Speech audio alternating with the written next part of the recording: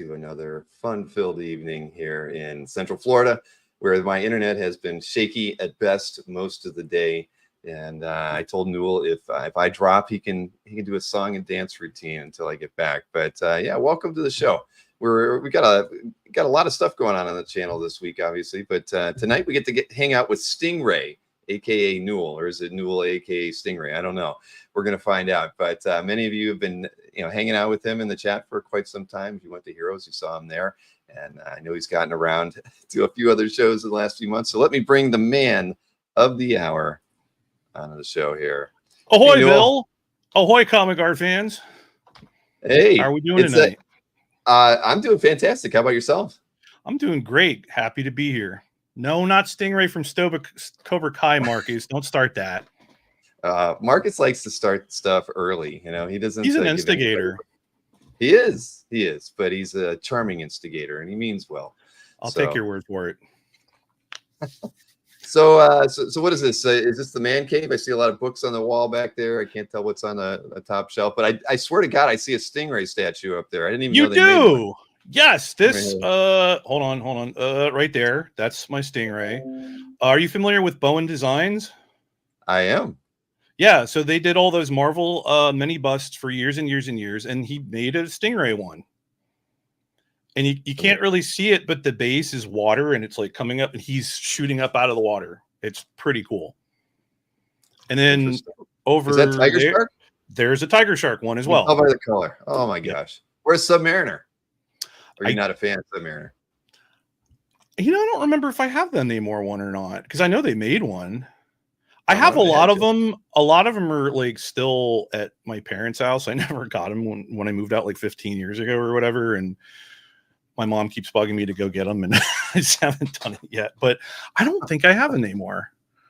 I have like multiple Spider-Mans and other characters, but I don't think I have a Namor. But I have those two. Right, but no, this isn't a man cave. This is the living room of my apartment. So right on the other side of the bookcase, there's my TV, and the couch is over there, But this is my all comic bookcase. You can kind of see down on the bottom there, like Marvel omnibuses. I've got absolute editions over here, and other hardcovers and collected editions and stuff like that. I like the books that look good on a shelf. It's very organized. Yeah, I can tell. Color coded and everything, but I don't see any OA. Where's the original art hanging out? So I don't have a lot hanging, but like right up above this is my computer desk right here. Above my computer, I have a painting that we'll see later. It's the one of Robot Man by Richard Case. Mm-hmm.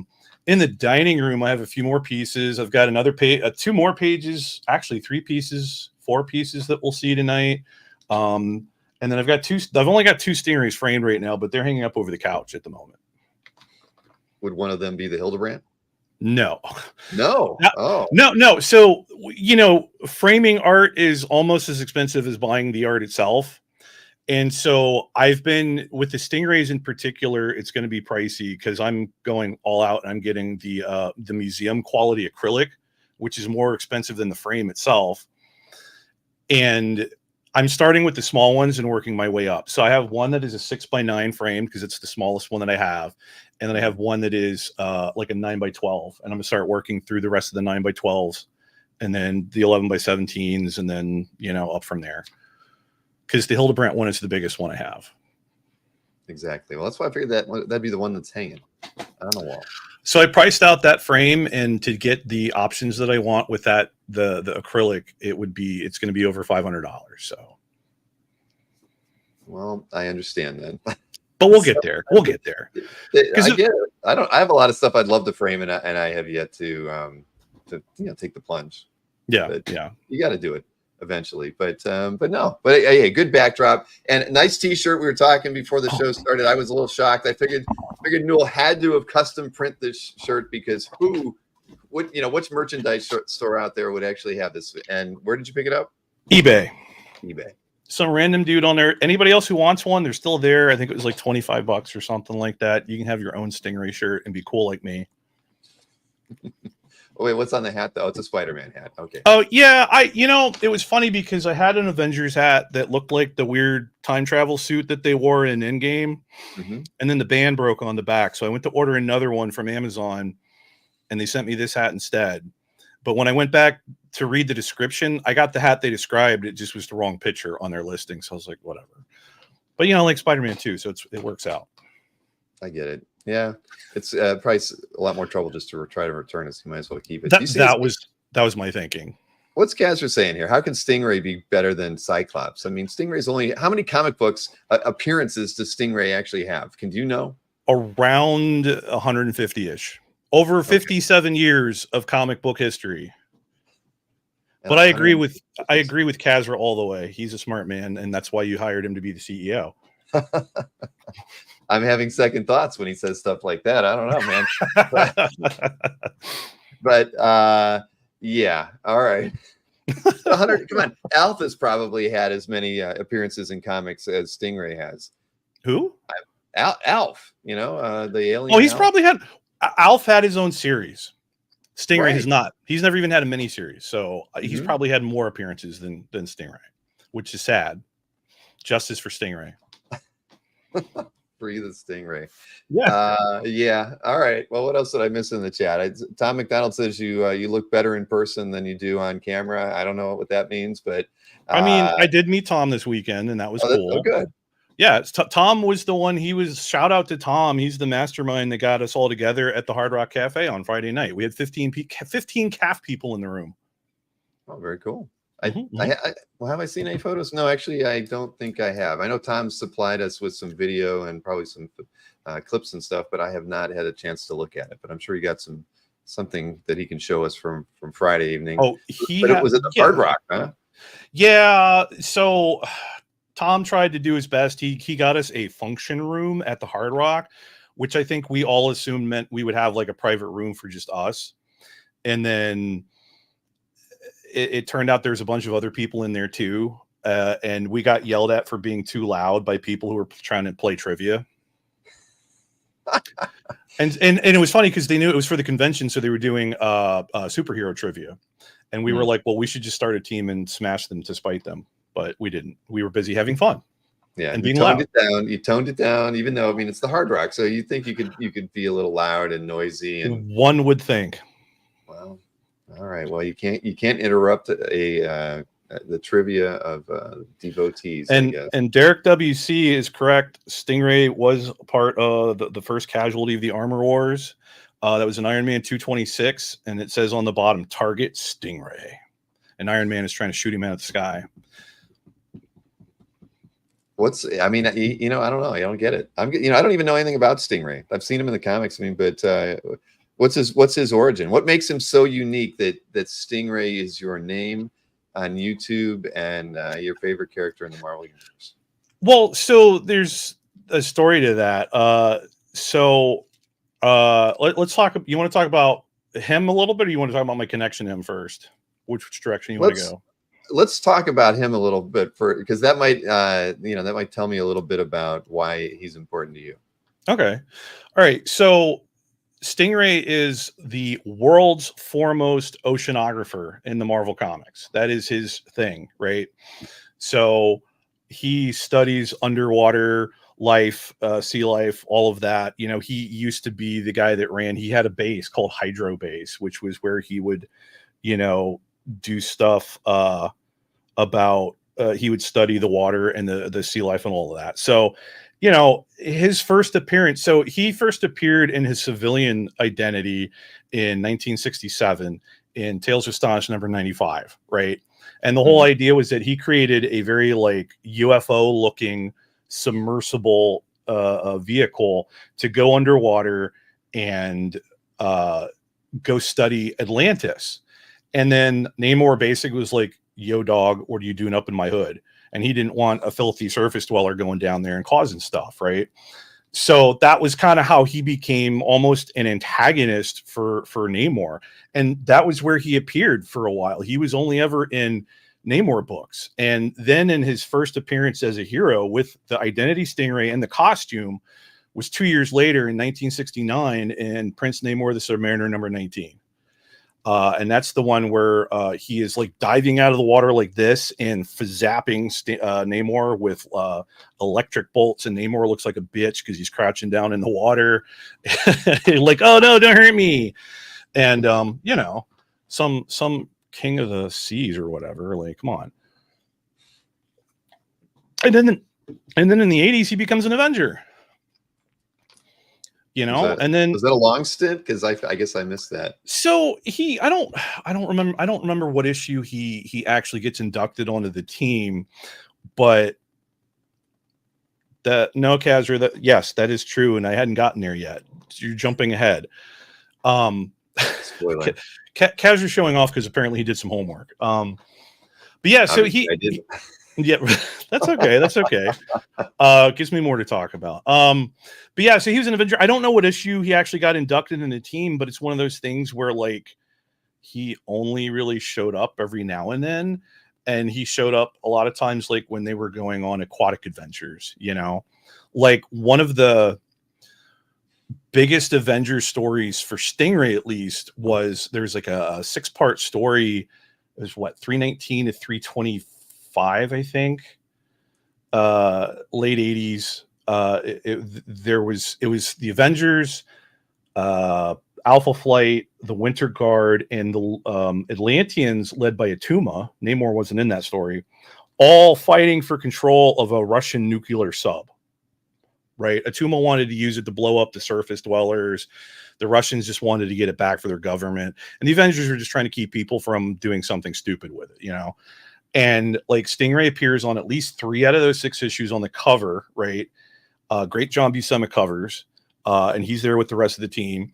And then in the corner boxes for all 6 issues, because they had so many members on the Avengers for that storyline, there's like 7 or 8 people.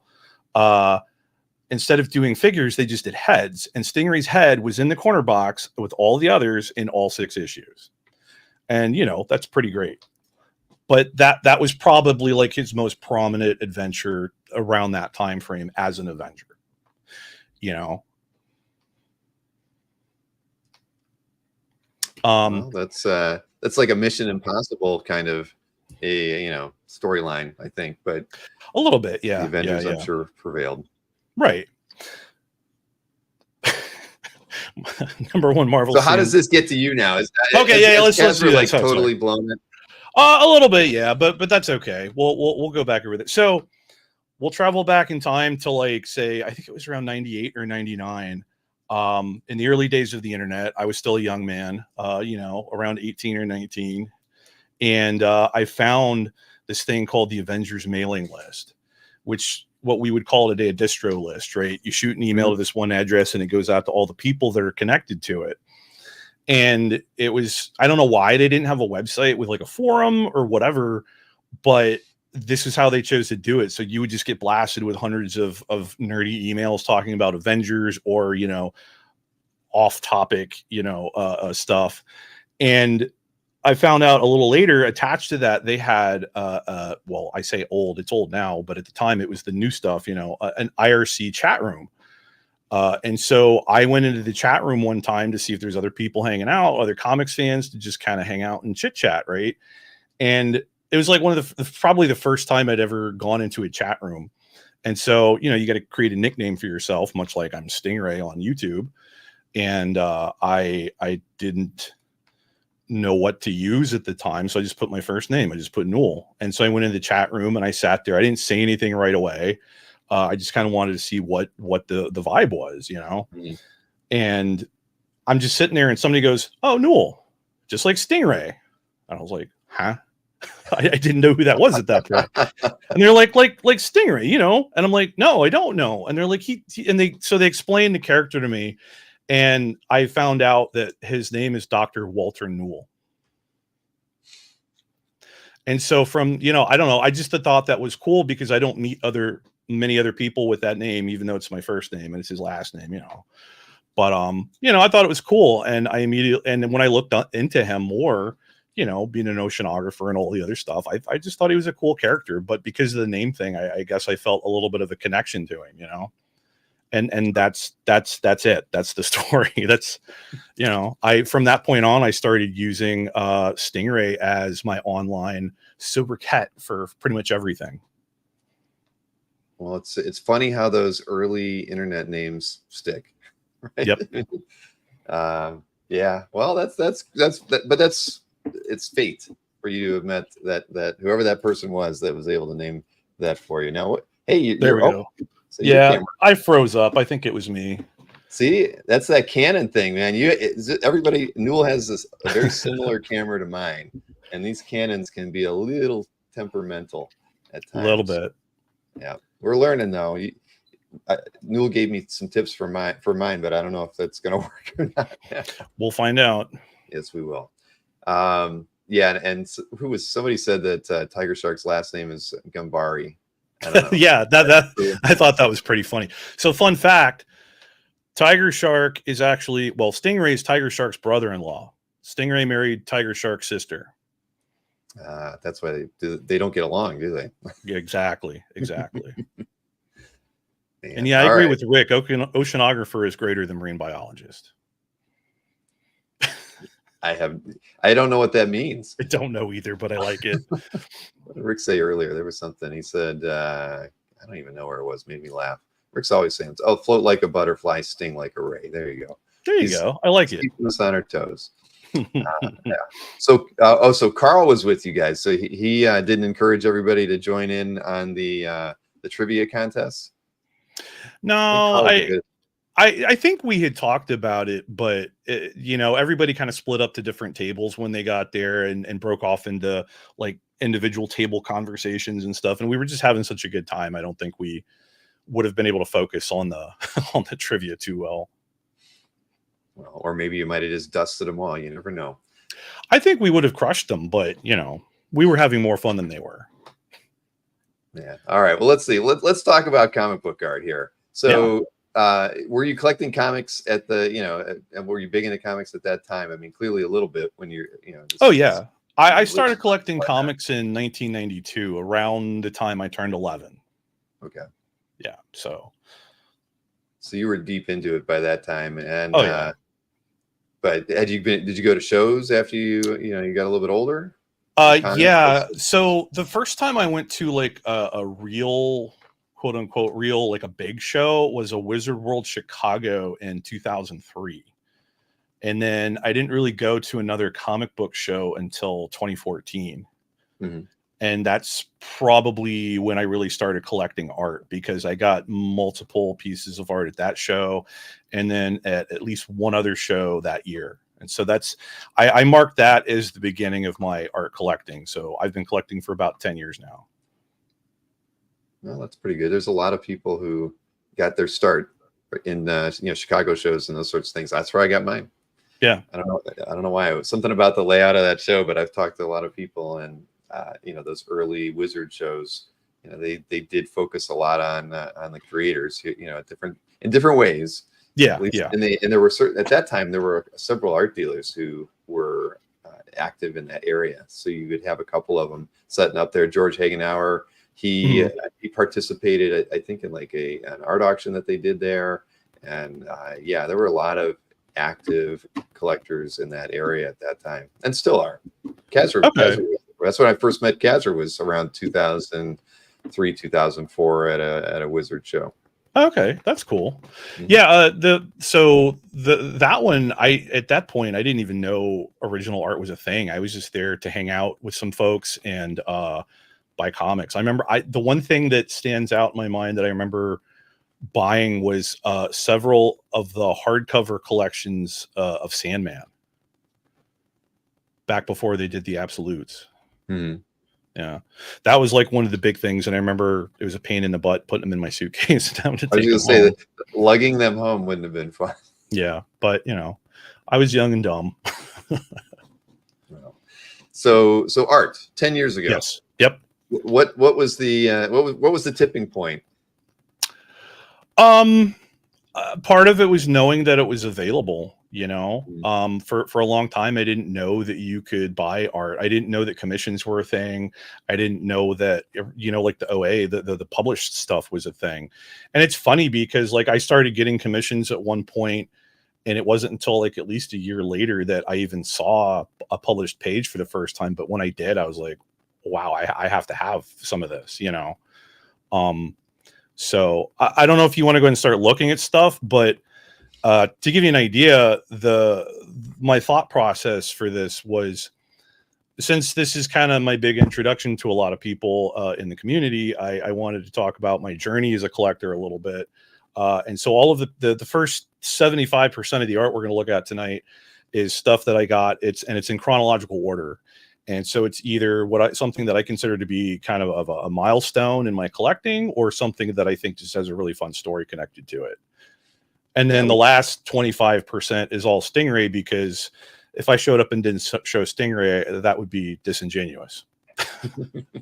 Quite true. And I know there's a special appearance on one of these drawings that we're going to show that we have never shown this character ever before on the channel. I don't know who that could be. I'm aware of. Okay. I'm intrigued by this. All right. Well, maybe they made an appearance here or there, but not as prominent as this one. So, all right. Well, so you want me to show the first piece, because I guess that has some significance to yeah. Go for it. To your origin. Yeah. So this is the first piece of original art that I ever bought. This is the first commission, first piece ever. This one I got, you can see the date there on the top right and in the bottom. I don't know why he signed it twice, but I got this one in 2008, which, I just said that I started collecting in 2014, and I still think that's true. This one was just like a one-off. I got this. I ended up getting invited to tag along with a couple of friends that went to a local anime convention. It was the AMA, the Anime Mid-Atlantic, if I remember correctly.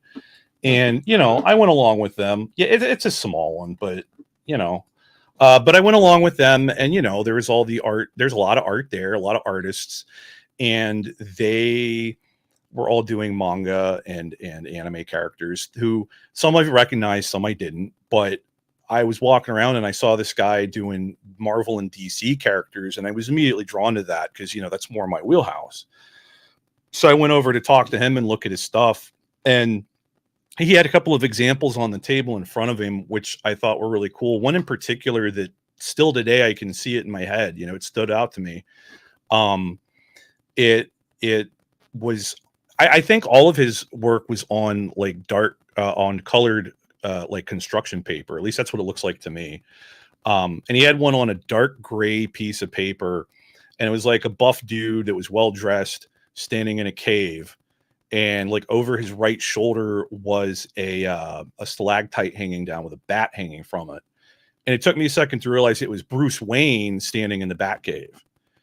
And it was in this kind of cool, like, as you can see in this piece on the screen, it was in this cool, like, black line work, pretty straightforward, with the colored paper. But then he did that cool thing with the white outline, which just makes it kind of pop. It makes it kind of stand out, gives it a lot of contrast. And I thought that was really cool. And so, I ended up talking to the guy, getting on his list. And it's funny looking back at it now, because, this is the first time I'd ever done anything like this. And so he took my information, wrote it down in a little notebook. I gave him the money. And then he's like, okay, cool. I'm going to go work on this at home. I've got your email. I'll hit you up when it's done. And then you can give me your address and I'll ship it to you. And in my mind, I'm like, wait, what? The idea, I'm going to give you money now, and I have no way of contacting you. Like, what's that all about? I had no idea that that's pretty much par for the course. So it sounded like a scam a little bit, but I decided to just go with it because he had a pretty long list of people's names written down, and I couldn't imagine he was screwing over all those people, or by now somebody would have done something about it. Unfortunately, that was the case, because I did eventually get the art. Yeah. How long did it take, though? I want to say I heard back from him in like 2 or 3 weeks, and then, he shipped it, and it took about another week to get there. Well, that's not terrible. Yeah.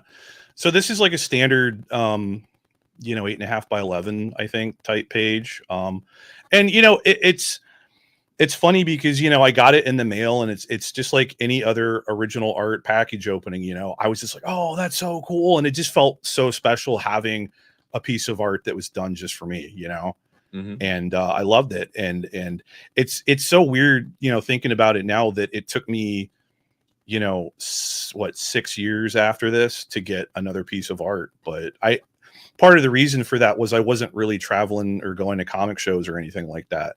This was a random anime convention that I went to because a couple of friends asked me to go with them, Right. right? Yeah. It didn't inspire you to go check out eBay or anything like that.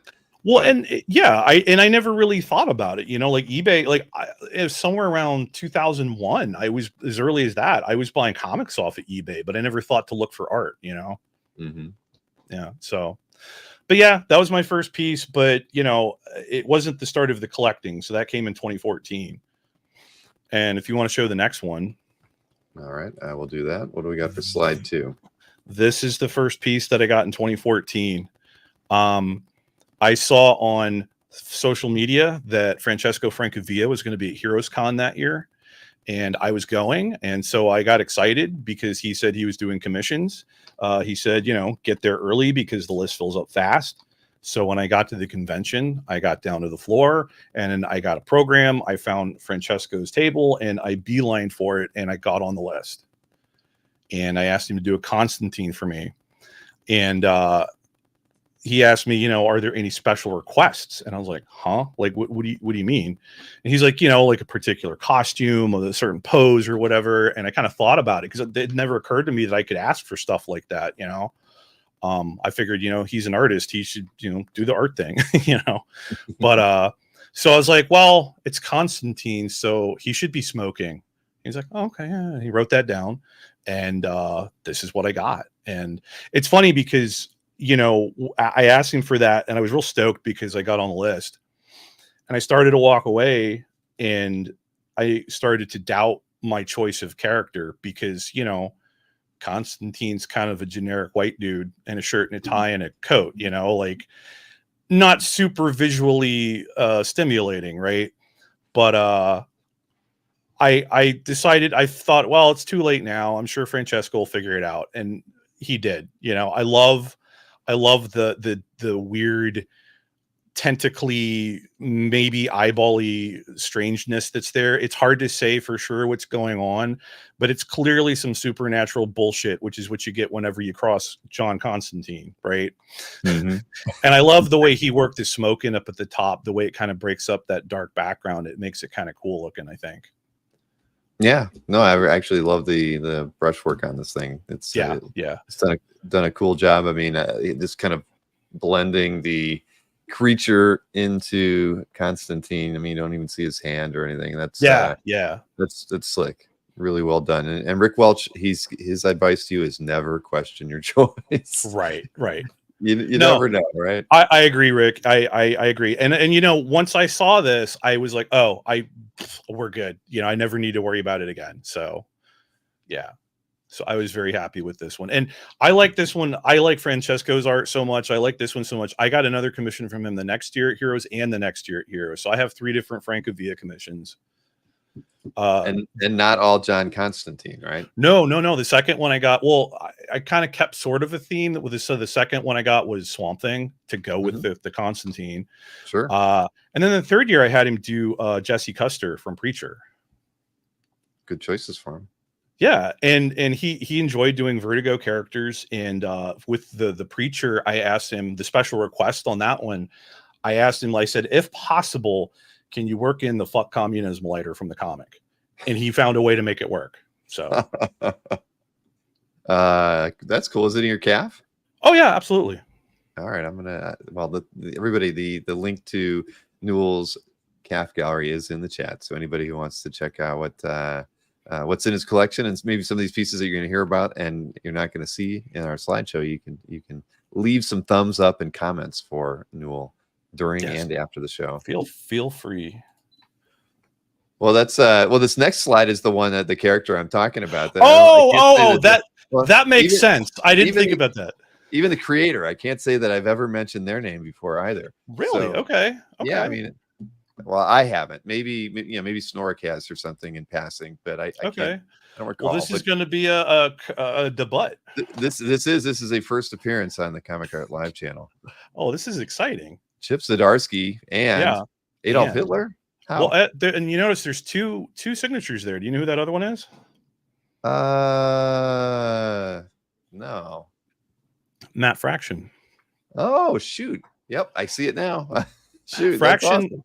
Yeah, so I'll tell you the story because this is one of the pieces. This wasn't necessarily a milestone. This one has a great story behind it. At least I think so. But yeah, this was a Zdarsky Fraction co-production, and I don't know of any others like that out there. Chip has done a lot of con sketches, but as far as I know, this is the only one that has an edition by Fraction. Fraction did the words, he did the dialogue.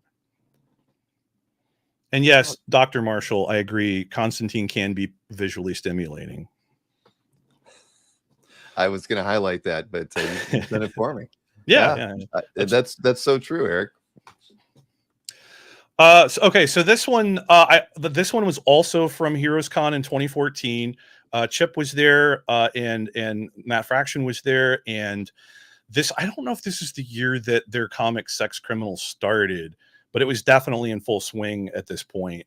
And they were there to kind of talk about, to celebrate that book, among other things. And they even did like a whole big panel on Saturday to talk about Sex Criminals. So Chip was doing these really cool, this one is 6x9, and Chip was doing these great little 6x9 con sketches. I mean, if you can call them that, but they're pencil and ink with a little bit of wash on them, right? Some more than others, depending on the character. And like on that Friday, I think I had already gotten a piece from Chip. I got him to do a Venom for me, but he did a Happy Venom, which is such a weird thing because, you know, Venom is supposed to be scary or creepy or slobbery or mean or whatever. But the Happy Venom that I have is one of the funniest things I've ever seen. And it's cute as hell. And I love it. And so it's on the CAF. Go look at it. It's great. I had a friend at the time who loved it so much, he asked permission to use it as his Facebook like avatar. And I said, yeah, man, go for it. So, but so I had already gotten a piece from Chip. And so the next day, though, I went to the Sex Criminals panel. And during the panel, Fraction was telling a story. He was talking about there's one issue in particular of the comic where the female lead, Susie, is supposed to be, she's doing karaoke, and she's supposed to be singing the song "We Are the Champions" by Queen. Mm-hmm. And so they reached out to Queen. They tried to do the right thing and ask permission to use the lyrics to the song in their comic. And Queen said no. So in the comic, if you read that issue, the word balloons are there that should have those lyrics in them, but they're like, you know how you see like documents where they're redacted and then they write, like they're black, the lines are blacked up, but then they write over top of them. It's kind of like that, where they have this like meta moment where they explain that, well, hey, these were supposed to be the lyrics to the song, but Queen said no. So now you're just reading this explanation and you're getting pulled out of the comic, but here we are. And it was very meta, but it was kind of funny at the same time, right? So it worked because that was a funny book. It was an interesting gag. So Fraction was talking about that at the panel, and he's like, well, yeah, Queen wouldn't let us use their lyrics in our stupid comic book, but they let Volkswagen use a whole song in one of their commercials, and they're the company that made cars for Hitler. So then he goes on to talk, right. So then he goes on to talk about how, well, so we wanted to sell the book digitally as well for people that might not have a comic book shop or a bookstore near them, right? And so we tried to put the comics and make them available on the Apple store. Well, Apple said no, they wouldn't let us sell a comic called Sex Criminals because it didn't meet their standards or whatever. And he's like, and you know, it's funny because I can easily imagine Hitler using an iPhone. And I thought that an idea was born. Yes, exactly. I was inspired. I thought that was one of the funniest things. And I was like, oh my God, I have to get Chip to draw that. And so I was sitting there like vibrating with creative energy in my chair, like, oh my God, I have to get this done. So I sat through the rest of the panel, which was great. I listened in, but as soon as it was over, I was out the door, down the stairs, back in line at Chip's table. There's like 2 or 3 people already there waiting for him. But I got in line and I waited. And when it was my turn, I walked up to Chip and I said, Chip, I was in the panel and I was wondering if you could draw Hitler using an iPhone. And he just goes, oh my God. And he put his hands in his face. And he's like, I don't, and he kind of stared off into the distance. He's like, I don't know if I can do that, man. Okay, I'll do it. but I'm not looking up photo reference on my phone. You have to do it. And I said, sure, I got you. And I'm like, Adolf Hitler, image search. There you go. And I put it in front of him, and he looks down at my phone. And he goes, I can't believe I'm doing this. And he picks up his pencil and he goes to town. And then when he's done, so the way that they were seated at the tables, like it was kind of like this with, Chip was here and Fraction was here. So Fraction is over his left shoulder. So he takes it, wafts it a little bit so that the wash can dry and everything, and then goes like this and puts it in front of Matt. And Matt wrote the words and then signed it. Sorry, God, Matt Fraction. Oh boy. Well, hey, I got nothing to say about that one.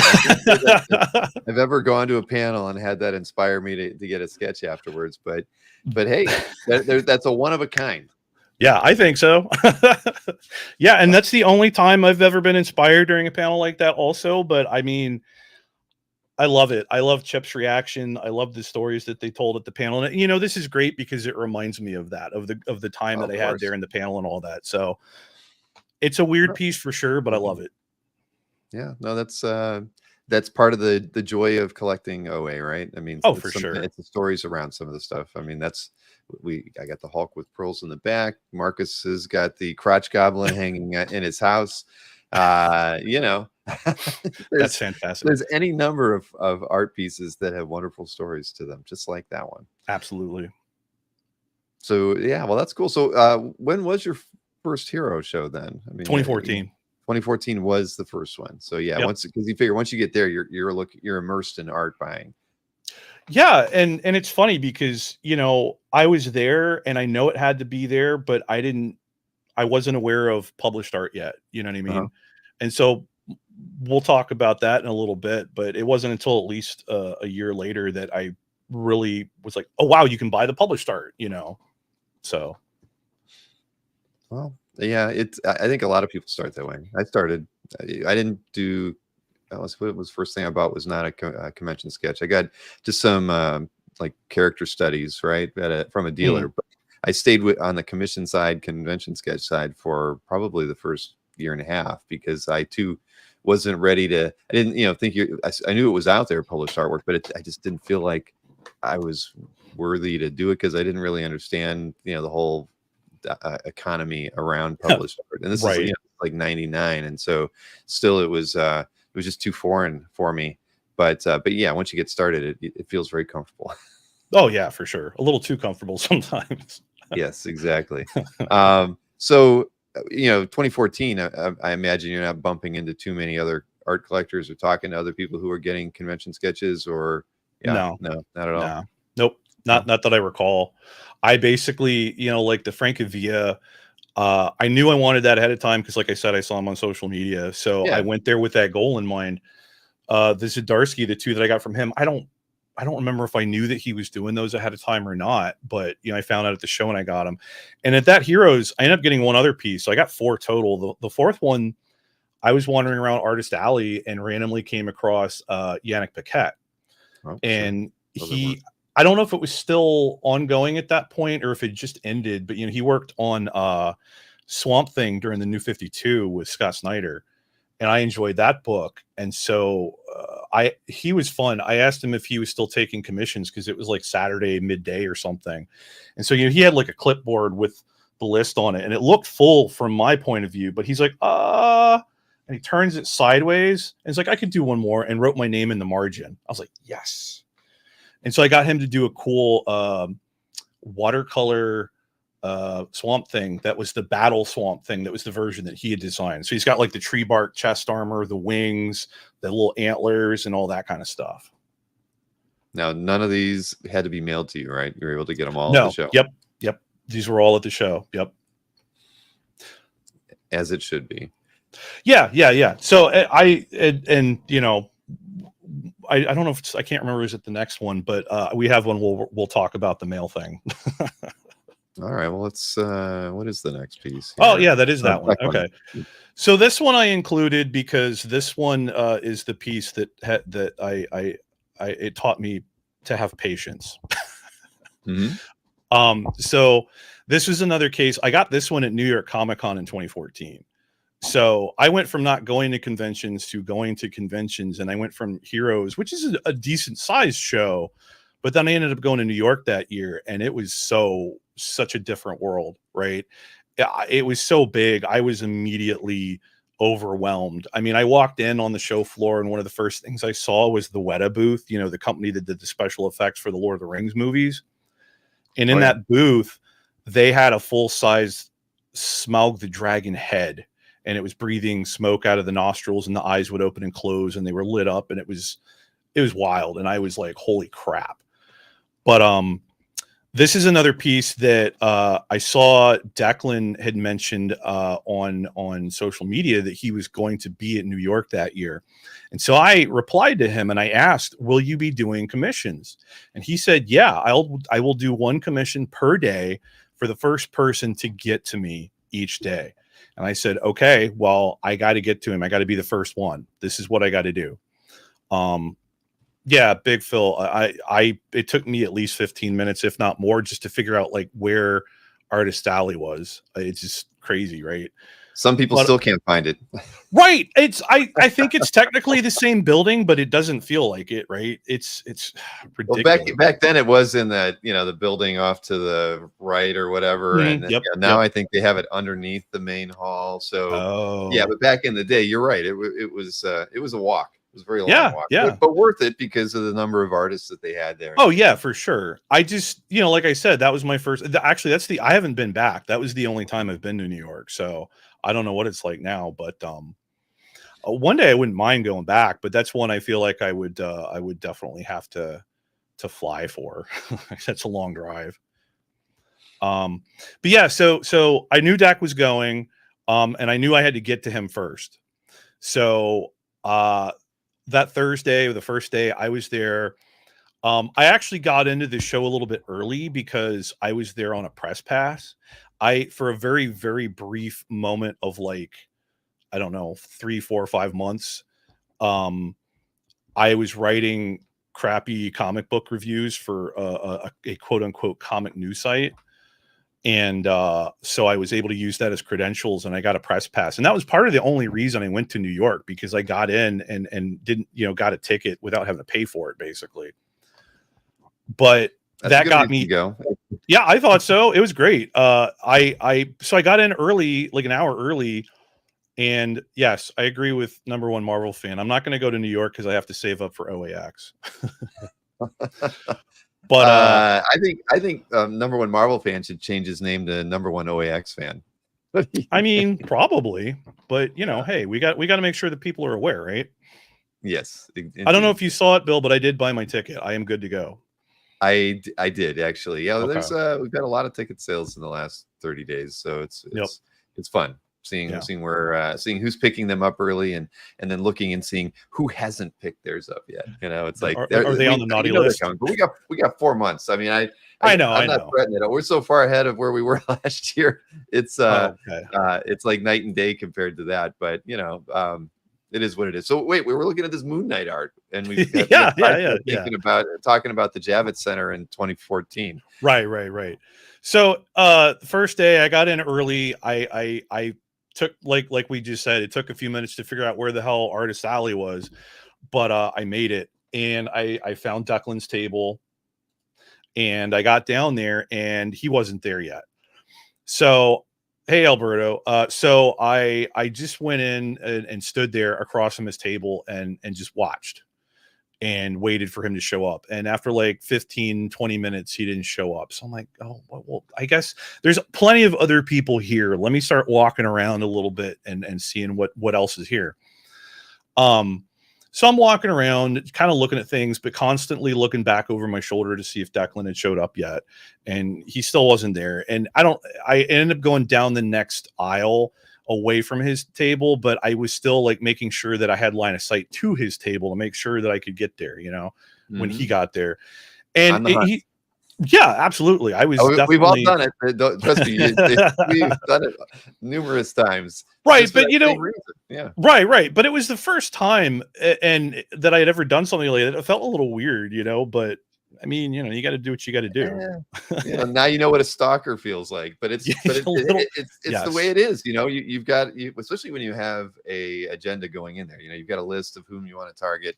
Most people have the game when they go to, especially New York City. So it happens. If you don't stay focused, you will miss your opportunity. Eyes on the prize. So you spotted him right across the hall? Yeah. So he did eventually show up. And he was unpacking and he looked hurried, right? So I was like, I'm going to give him a second. Acceptable stalking. Agreed. But, you know, I decided I'm going to give him a second while he unpacks. I don't want to be rude, right? And as I'm standing there waiting patiently, trying to be a good person, somebody else walks up to him and just starts gabbing at him. I'm like, son of a bitch. And I was mad. I'm like, if that motherfucker gets the one commission that he was going to do today, I'm going to be pissed. But fortunately, he was just coming up to say hi to Declan, and then he kind of wandered off. But it also kind of worked out in my favor because that got Declan to look up, and he kind of like cast his glance around the area, and he saw me standing there hovering, right? And so he was like, "Hey, can I do something for you?" And I was like, "Yeah, I saw on social media that you're going to do one commission a day for the first person that gets here every day." And he said, "Yeah, and you're it if you want it." And I was like, "Yes, please." And he's like, "All right, cool. What do you want?" So I was like, "I want to get the Mr. Knight version of Moon Knight, the one that you designed." He's like, "Yeah, totally, man." And so he wrote down my name and what I wanted and all that stuff. And then there wasn't anybody else around. And so I got to just stand there and shoot the shit with him for like 15 or 20 minutes. And we talked about that run on Moon Knight that he had just done. Like, it just came out that year, right? And we talked about what it was like to work with Warren Ellis. And we talked about, I asked him, like, there was the one issue of Moon Knight where the guy was going, you know, up each level of a New York City apartment building to save a kidnapped girl from the top floor. And I asked him, was that at all influenced by the movie Ong Bak, where there was the scene where the guy had to go up the spiral staircase inside the casino and he was kicking ass the whole time he was going up the stairs. And he's like, "Yeah, that and like 100 other movies, you know." And so we talked about all that stuff, and it was really great. It was fun. And you know, he told me like, "Okay, well, come back, you know, this afternoon. It'll probably be done then." I was like, "Yeah, all right, no problem." So I came back and he's like, "Oh man, I'm so sorry. I got super duper busy and I didn't get a chance to work on it today. So check back with me in the morning." I'm like, "Yeah, no problem." So I go back Friday morning. He's like, "Man," and he looked a little rough, like maybe he'd been out partying all night, you know. But he was like, "You know, I didn't get a chance to work on it. I'm so sorry. I'll have it done for you. Check back with me tomorrow." I was like, "All right, not a problem."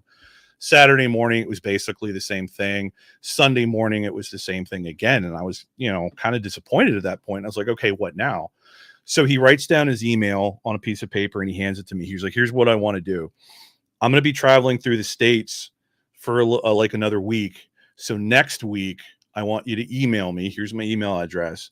Remind me that I'm supposed to do this for you, and I'll do it, and then I'll send it to you." And I'm like, "Okay, cool."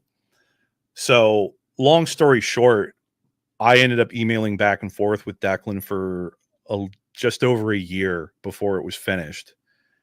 And then he said he was going to mail it to me that week. About a month after that, I emailed him as I hadn't heard anything. I didn't gotten a package or anything. And I was like, "Hey, did you ever ship that?" He goes, "Oh crap, I forgot." And so he shipped it out the next day. So I commissioned him in October of 2014. And it showed up on my doorstep on the day after Christmas in 2015. It's a Christmas miracle. Yeah, exactly. Well, that happens. So clearly you had paid him, you know, right at the beginning when you. No, actually, no. He did not. Nope, he did not take my money up front, which, you know, that's is good. Weird, but you know, he didn't take my money until he had showed me the scan of it to show that it was complete. So. Oh. Well, you know what? At the end of the day, that's not terrible. At least he kind of kept the communications up with you. I mean, you're happy with the artwork, right? Oh yeah, for sure. You know, it was one of those things where it was worth the wait. It's just that I didn't know. Keep that up there for just a second. My camera just died. I sent you a private message saying you looked paused. I was leaving the image up. I see where that is now. Yeah. All right. Well, but yeah. So, Yeah, it was weird. I know that that's a common thing, that there are people that have waited. I've heard stories of people waiting like over a decade to get their art and that kind of thing. And it's crazy to me that that's a thing. But, I mean, in the grand scheme of things, it's rare, but when it happens, yeah, it tends to get a lot of notoriety, and it's unfortunate, but it's just part of it. If you kind of have to accept that if you're going to get, but in your case, I mean, that's the cool thing is there was no money down, right? He stayed in touch with you, and Yes, he fulfilled his promise, even though it was over 14 months later. And that's, hey, at the end, but again, your money wasn't out there, and I think that's, I mean, there's a lot worse stories than that out there. Oh, for sure, for sure. Cool. But that was the first time I'd ever dealt with anything like that. So I was like, every time I got an email response from him saying, "Sorry, it's still not done yet," I was like, "Well, goddamn, dude!" Like, it was disappointing and frustrating and all of that. So I just, but it did work out in the end, and I'm super, like you said, I'm super happy with the art. So yeah. Yeah. No, that's it's I like, and because I assume like with the first guy, the first piece of art you got 10 years earlier or whatnot, you had given him the money, and you had to cross your fingers and hope that it would come in, and that worked out for you too. Yep. That was a quicker turnaround. Oh yeah, well that one, the only reason I had any nervousness at all was because it was the first time I'd ever done anything like that. Mm-hmm. The whole money now, get the thing later, and like he had my email address, but I didn't have his. I didn't have any way of getting in contact with him. So I'm like, how do I know you're even going to do the art, let alone send it to me? Yeah, no, well, it happens. I commissioned Dave Cockrum a couple years before he passed away. So it's like, things can happen that you never expect. And wow. Yeah, it is what it is. And I felt like with Dave, it was like, well, he probably needed the money. And I've gotten a lot of nice pieces that Dave did over the years since he passed. I didn't have any at the time when I commissioned him, but at the end of the day, I think I'm the richer for it, because I picked up a lot of great stuff, and at the end of the day, helped him out at the end of his days. But let's see this is a weird one. Yeah, so this is the first piece of published art that I ever picked up. I got this one in 2015, and this one I bought at my local Comic-Con. So I live in Virginia Beach, and we have a Comic-Con here called Tidewater Comic-Con. Interestingly enough, it started in 2014. So it was one of the shows that I went to that year. And then in the first year, it was in a hotel.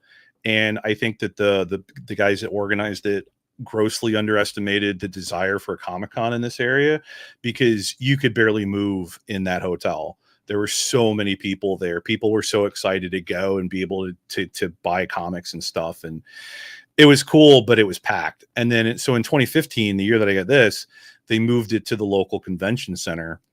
And I was just at my local show, right? Like 10, 15 minutes from where I live, and wandering around. And there was this one vendor selling comics, and he just happened to have a few pages of art. And I want to say he just had them laying out on a table. Like, I don't think that they were in a portfolio or anything, as I recall.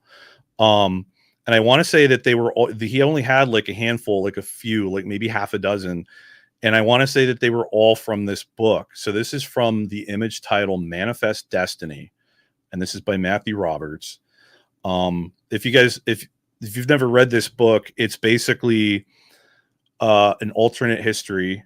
And it's after making the Louisiana Purchase, President Jefferson asks, Lewis and Clark to go explore the new land that was just added to the U.S. And they discover that there's a lot of weird supernatural stuff and cryptids as far as the eye can see. And so every issue is basically them discovering all the weird stuff that was in that area of the country. And this is from issue number 2. And this one is, they come across an outpost where the people are dying to a weird disease that is transforming them into weird plant zombie type things. And that top area of the page there is 3 characters going through the transformation process. It is grisly. I have not read that book, by the way. It's a really good book, and it's funny because you know how with Image books being creator owned, sometimes they go on hiatus and stuff. This one ran for about 50 issues, I believe.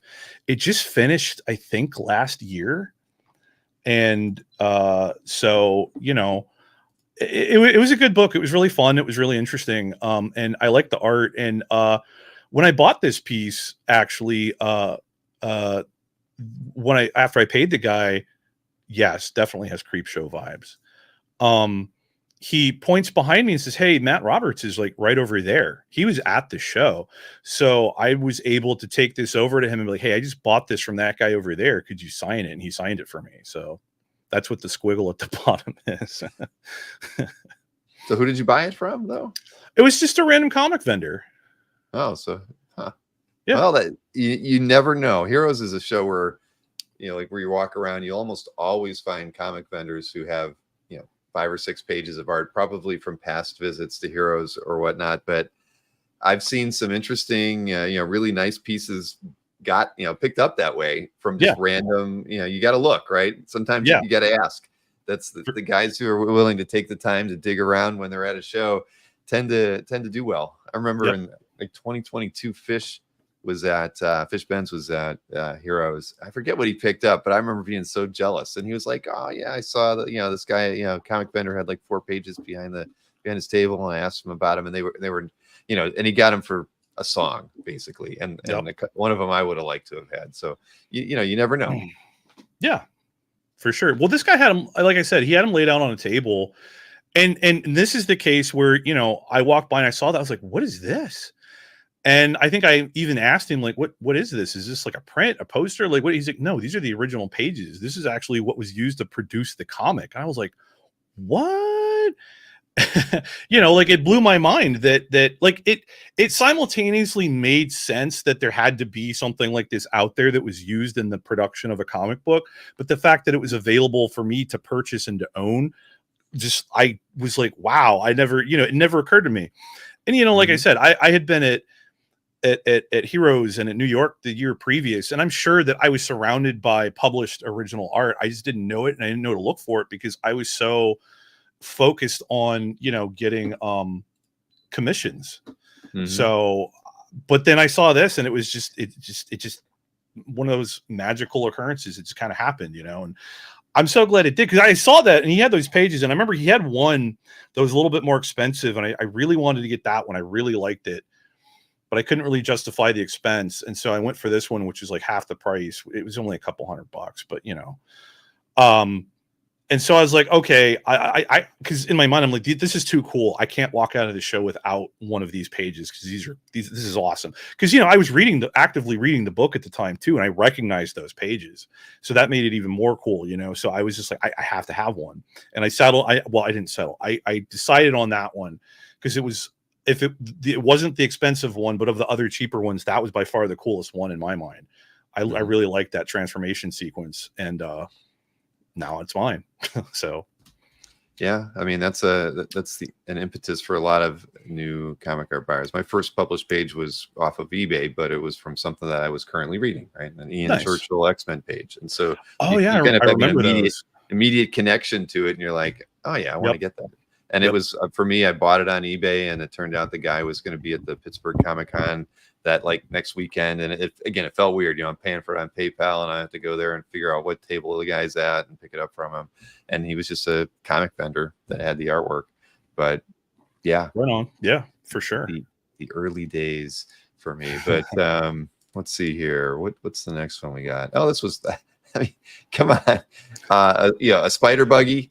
And you know, this is everybody's dream, you know, piece of art, published art. You know, you want to get something crazy, at least one piece in your collection that makes you smile every time you see it. And I imagine this has got to be it for you. Yeah, you took the words out of my mouth. This one is actually hanging up on the wall, and every time I walk by, I crack a smile because this page is just funny, and it's so well done. So this one I got in 2016. This was the first year that I went to Baltimore Comic-Con, as a matter of fact. And I was just wandering through Artist Alley, and who should I come across but Ed McGuinness. And he had several portfolios rather, with him. And I just started flipping through them.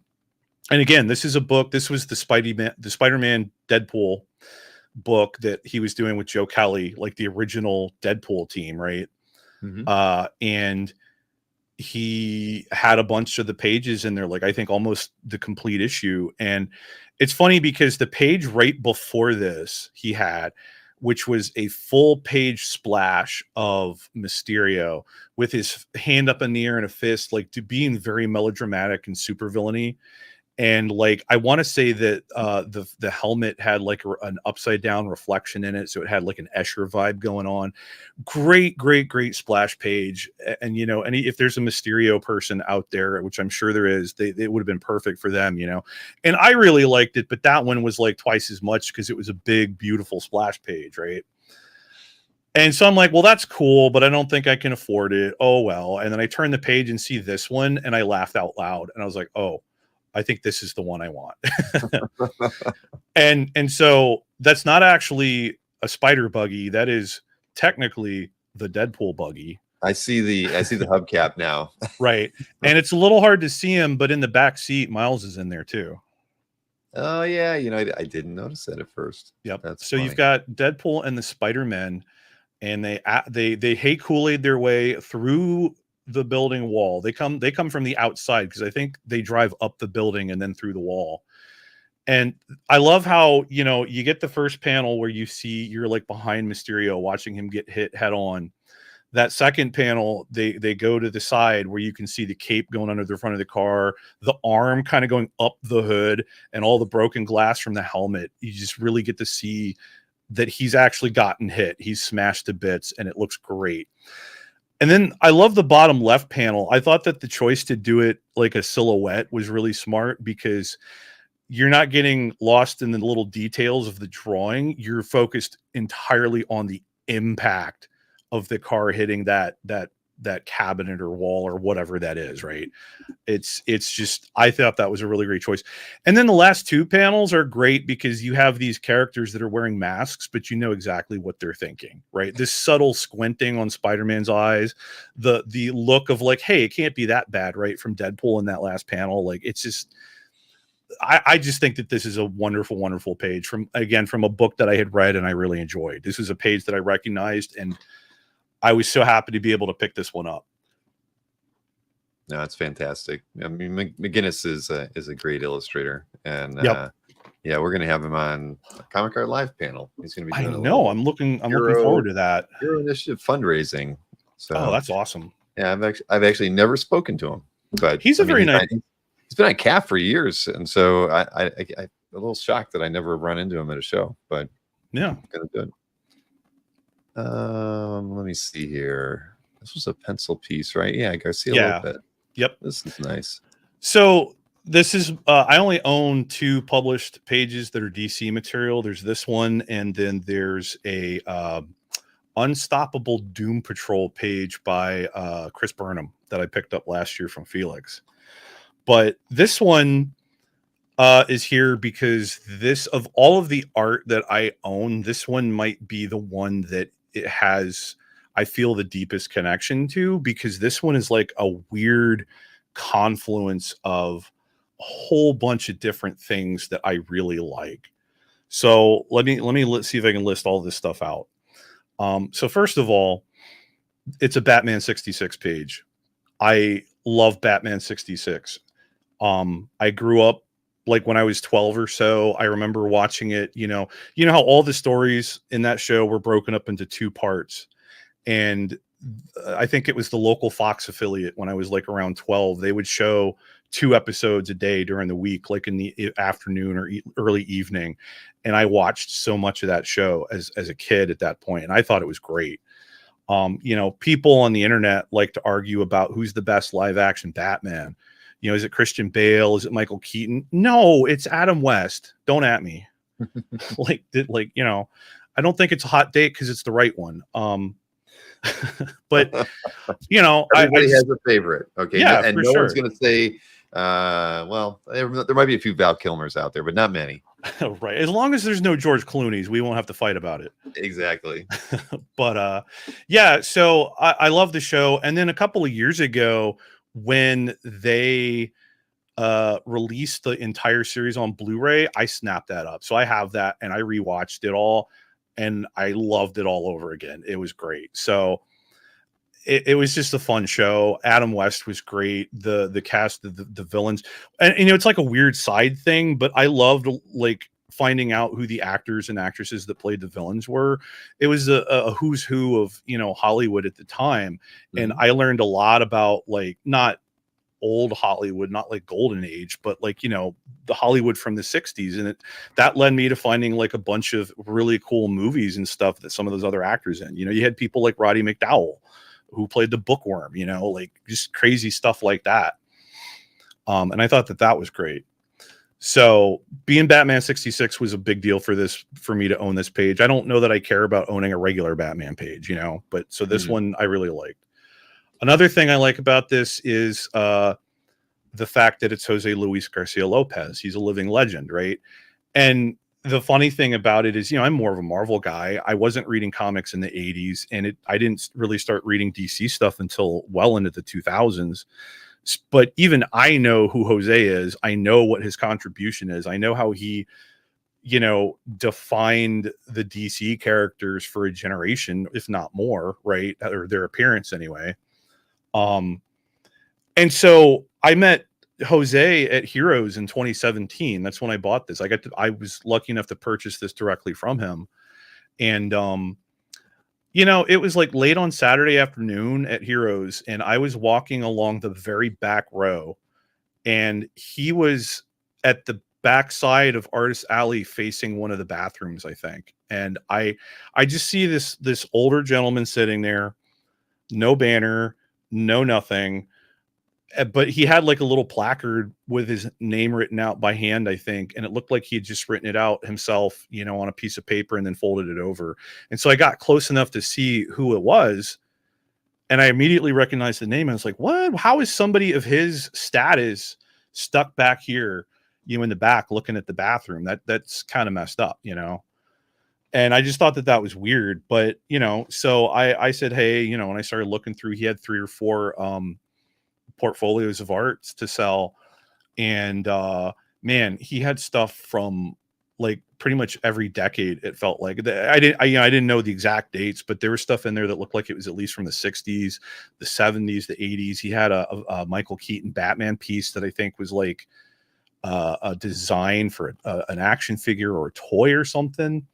Really, really, really cool stuff. And then he had this page. And so this is from a comic book called Batman 66, The Lost Episode. And this came out in 2010. And it was one of those big, thick, square bound prestige editions that they do that had the cardstock cover. It had a beautiful, beautiful Alex Ross painted cover that had Two-Face on it, where, you know, he's business on one side and party on the other side, and like shooting rainbows out of his suit and everything. And it was great. Maybe even one of my favorite Alex Ross images. I don't know, but it's pretty good. So this was a book that I read. So I recognized this page immediately. And when Jose had it in his portfolio, I was like, oh, wow, I know this one, you know? So that's another thing I thought was cool, though, was, you know, being able to pick up a page from somebody who's, you know, a living legend. So then the next thing that made it a piece that I really love, Robert Berman just called it out. So Two-Face never appeared in the Batman 66 show, but they had a plan to have him on there in what would have been the next season, but then the show got canceled. They never filmed the episodes, but they did get as far as having a teleplay written that would have been used to film the show. And that teleplay was written by Harlan Ellison, who is one of my favorite writers. And, you know, he was one of the most prolific writers of the 20th century. You're good, man. He, you know, he was he had a very divisive personality. He was one of those people, you either loved him or you hated him. But, you know, he was somebody whose writing I discovered as a teenager, and I've been a fan ever since, you know. So when I found, and in the 60s, it makes sense, because in the 60s, he was doing a lot of writing for TV. He wrote The City on the Edge of Forever, which is one of the most popular, well-known episodes of the original series of Star Trek. He wrote The Demon with a Glass Hand for The Outer Limits. and he was writing movies and stuff and all that. But I had no idea until this comic came out in 2010 that he wrote an episode of the Batman 66 show. And so I was like, wow, that's amazing. And as a Harlan Ellison fan, I was like, wow, that's great. This is something cool that I can add to my collection as not just a comic, but also, a Harlan Ellison thing. So there's a lot of crossover there. And then the final thing about this page that makes it special for me, that or why I liked it. When I bought it from Jose, I saw it in the portfolio, and I had kind of already busted my budget that weekend. And so I was like, I shouldn't really buy this. I don't need it. And I was like, let me think about it and walk away, give it a little time and see how I feel about it. So I walked away. I did a lap around the convention center.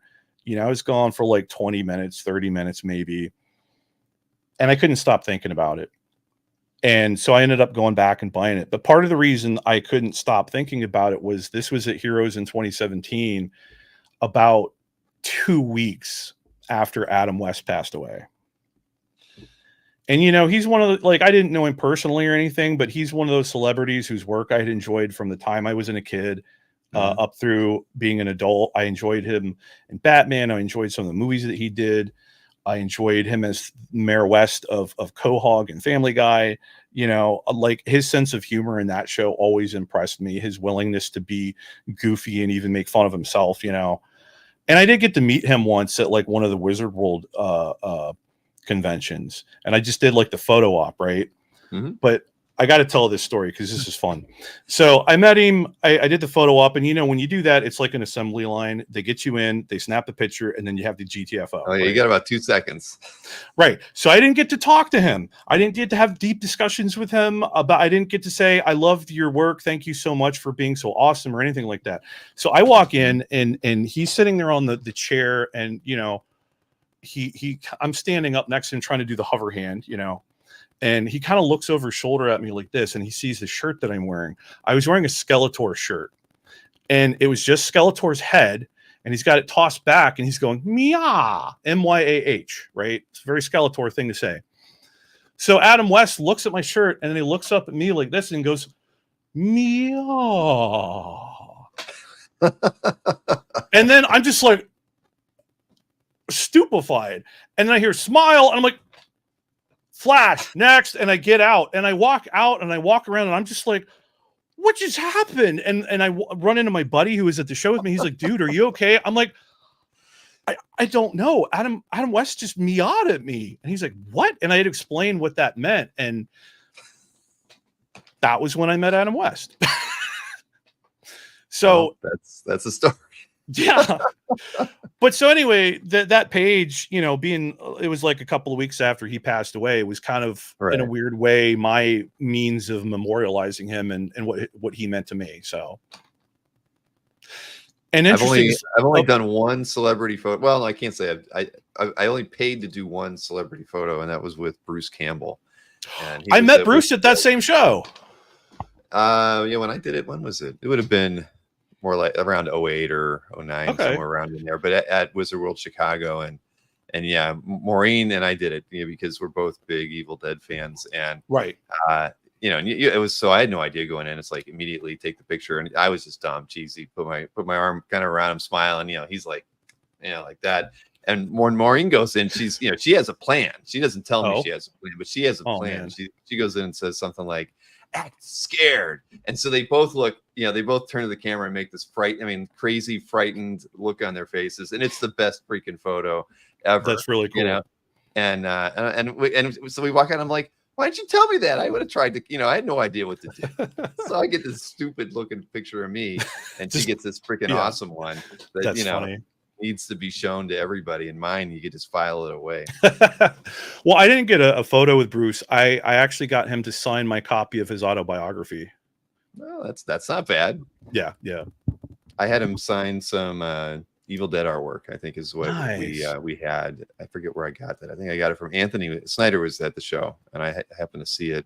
And yeah, Nice. But yeah, Nice. I'll never forgive Maureen for that. That was a big letdown. The only other celebrity photo I got, I did one with I did one with a couple with Stan Lee from Big Wow, but I did I got one from Stan as well. who did I? But I didn't have to pay for mine since we own the show. I got to Nice. do my photo in like the green room with him. But who did I do it? Oh, Malfoy was there. Okay. So I walked in the back and the kid or the dad? The kid. Yeah. Now Okay, he was like, he's like, you're one of the owners. Like, I'm like, yeah. He's like, come on over here. We'll get a photo. I'm like, okay. So I got so my kids are happy. They're like, oh, yeah, that's awesome. Yeah, he got to hang out with. Like, no, I didn't hang out with him. He literally just asked me to come over and take a picture. Right. Tom Felton. Thank you, Robert. I always forget his name. Marcus says you charge him $100 for a photo. What's that? Oh yeah. Okay. Yeah. Marcus wants to see it. I'll find both of those photos. They're definitely in the cabinet over there. I choose not to look at them, but I will. But I'll definitely show Maureen's because again, she did such a good job, and I did not. And yeah, I did charge 100. You're lucky I only charged you 100, Marcus. Only 100. Oh man, if we're gonna tell 15-minute stories per hour, we're gonna be here till like 2 a.m. Unless Newell's camera drops out and is up there. You're fast, man. Shoot. Yeah, it's close. All right. Well, now we're part of the canon. Yeah, there's got to be a better way to do this, but I'll have to figure it out. I'll let you know if I come up with anything good. Yeah, let me know. I've heard there's some better DSLR cameras out there that cost a lot more than these, but don't have the same challenges. Mine is a cheap camera. It's considered their entry level, so it was under $1,000. But it's great for photos. I just don't know if it was really meant for this kind of stuff. They claim it is. That's the thing. You sub for $5 a month, you have this wonderful. Oh, I have a third-party app that I bought a cheap license for. So, well, no wonder it keeps dropping out on you. At least mine only when it drops out, it's gone.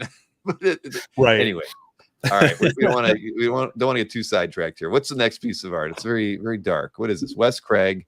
Yep. And it's that's slick, man. I like this piece. Yeah, so this one is one I picked up, and we're moving forward in time. So the last one was 2017. This is 2018. This is a pre-show commission for Heroes. This is Maria from Deadly Class, which is the book that Wes Craig did with Rick Remender. Deadly Class is easily one of my favorite comics of the last decade. I think it's fantastic. I really, really enjoy it. And when I saw that Wes was going to be at Heroes that year and he was doing a pre-show commission list, I decided I needed to get something from him. And there are several characters that would have been really great to get him to do, but Maria I think with her, she is the daughter of a Mexican drug cartel folks. And when she goes to do killing, because I don't know if you know the story, Bill, but with okay, so with Deadly Class, it's a bunch of teenagers at a secret school for assassins, and they are all the children of like powerful people, like politicians, drug cartel, yakuza, et cetera, et cetera. So Maria kills a lot of people, and when she does, she puts on her like Day of the Dead type gear, and she has the fans that can cut throats and that kind of thing. And so I just thought that she would be a good subject for Wes to do, and I was right. You were. Yeah, so this piece is kind of stands out in my collection. It's a little bit different. And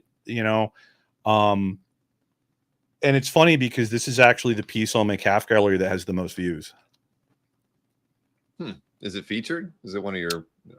I believe it is, but it had the most views before it even became featured. So it's wild because, and not that it matters, but it has like, I think 7,100 views. The next highest has like 1,900. Wow. So the number is got in crazy. A search engine, or you got listed on a chat board somewhere, and for every it happens. There was a few pieces that back in the day that like got over 50,000 views in a couple of years, and I had to like backtrack and figure out where the heck is this thing linked at, and you're just it's surprising sometimes where CAF artworks get linked, but maybe not. Maybe it's all just good Google search engine optimization bringing them in. Right. Maybe. Well, it's a great image. Yeah, I really like this one. Now, this next one you already said was framed, hanging on the wall right in front of you, a Richard Yes. Case. Yeah. Control. Yeah. Yeah. I've always liked Case's color work. I mean, he does some nice work at shows. Was this Agreed. done at a con, or did he take it home or have it pre-done? This was his entry for the Heroes 2019 auction. Oh, sweet. Yeah. So I'm kind of mad about the right picture there, because this was a 16 by 20, so I couldn't scan it. So that's a photo, and I didn't adjust the colors well.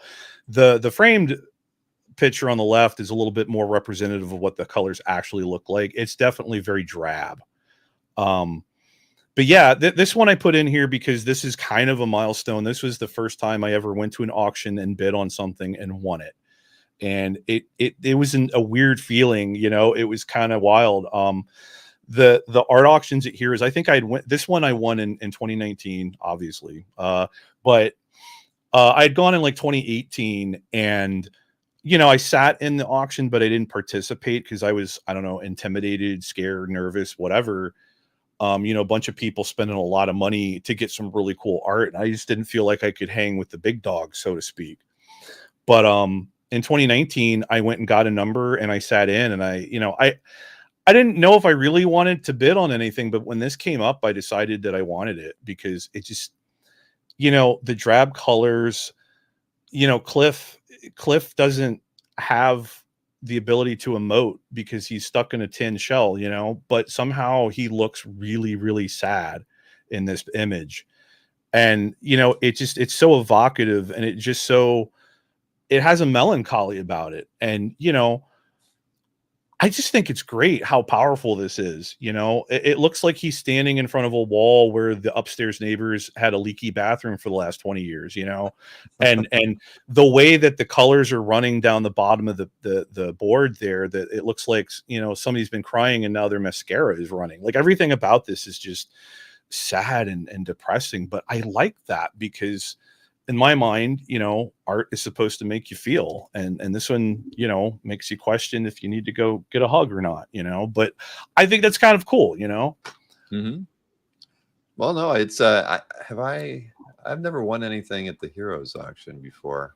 I have gotten a paddle a few times, and I have bid a few times, but yeah, never come close to winning, because everything I want usually there's at least 5 or 6 other people that want stuff there too, and the good stuff always does go high. But that's cool. I mean, congrats. It is a hurdle, you know.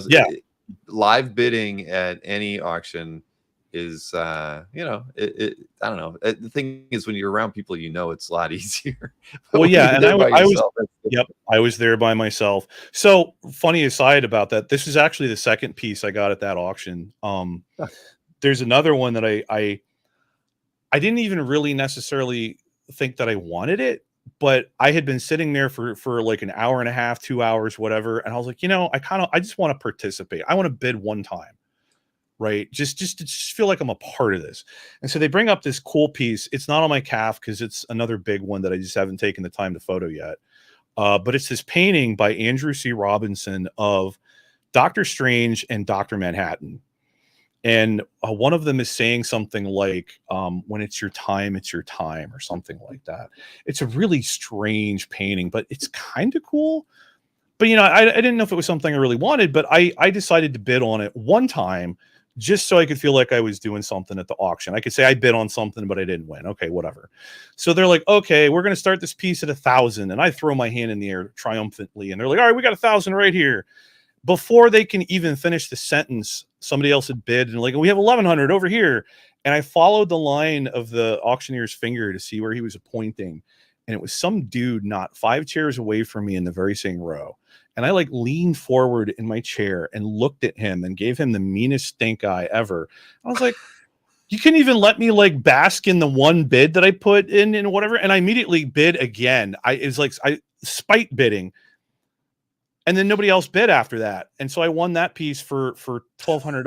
I was like, fuck, I didn't have $1,200. He was threatened by you. You I guess so. Yeah. Man. But I was like, I didn't really have $1,200 that I could be spending, but oh well. Newell, just so you know, I know you're coming to OAX, Don't give anybody the stink eye on the auction floor, please. I will Just smile, wave. If you're outbid, we want the bids to go as high as we can. I can't make any promises, but I will try. All right. But so that one we don't get to see tonight, but it is in your CAF. It is not in my CAF. It's not in your CAF either. So no, okay. It's 20 by 30, and I need to take the time to photograph it. So I haven't done that yet. All right. But one day. Good story. Yeah, so when I got to the Cliff one that Case did, I was like, well, I'm already spending more money than I probably should anyway. So I was like, fuck it, let's bid. And I won, so it worked out. Man. I got a piece that I really wanted and one that oops. Well, it does happen. We were talking about that just recently about some heritage bidding, even in the live bids where you kind of you're like, I'm throwing another one in there, and then it's like, oh shoot, I got it. Yeah. So but no, I don't think I've ever heard anybody leaning in to get the stink eye. Oh, I totally went like this, like, dude, really? And then I didn't even get my full second and a half of glory there. Right, exactly. I just wanted to I bid in an auction. I'm at peace now. He didn't even let me have that. So I was a little bit annoyed, but I won, so fuck him. No. Oh man! Now, okay, this is an interesting piece. Tell me about it. Yeah, so this one, I'm not just about the comic art. I like things that are adjacent to comic art, and this one falls into the category of card game art. This is from a card game called Seventh Sea, which was apparently a thing in the late 90s and into the early 2000s. You can see it's dated 2001 there. I'm a card gamer. I played Magic the Gathering for about a decade solid. I've played other card games like that. You know what, Carl, if he didn't, that's not my problem. But yeah, so I didn't play a lot of card games in the 90s, but even in the 90s, I collected a lot of trading cards, like the Marvel stuff, the Marvel Universe, the Marvel Masterpieces. Sure.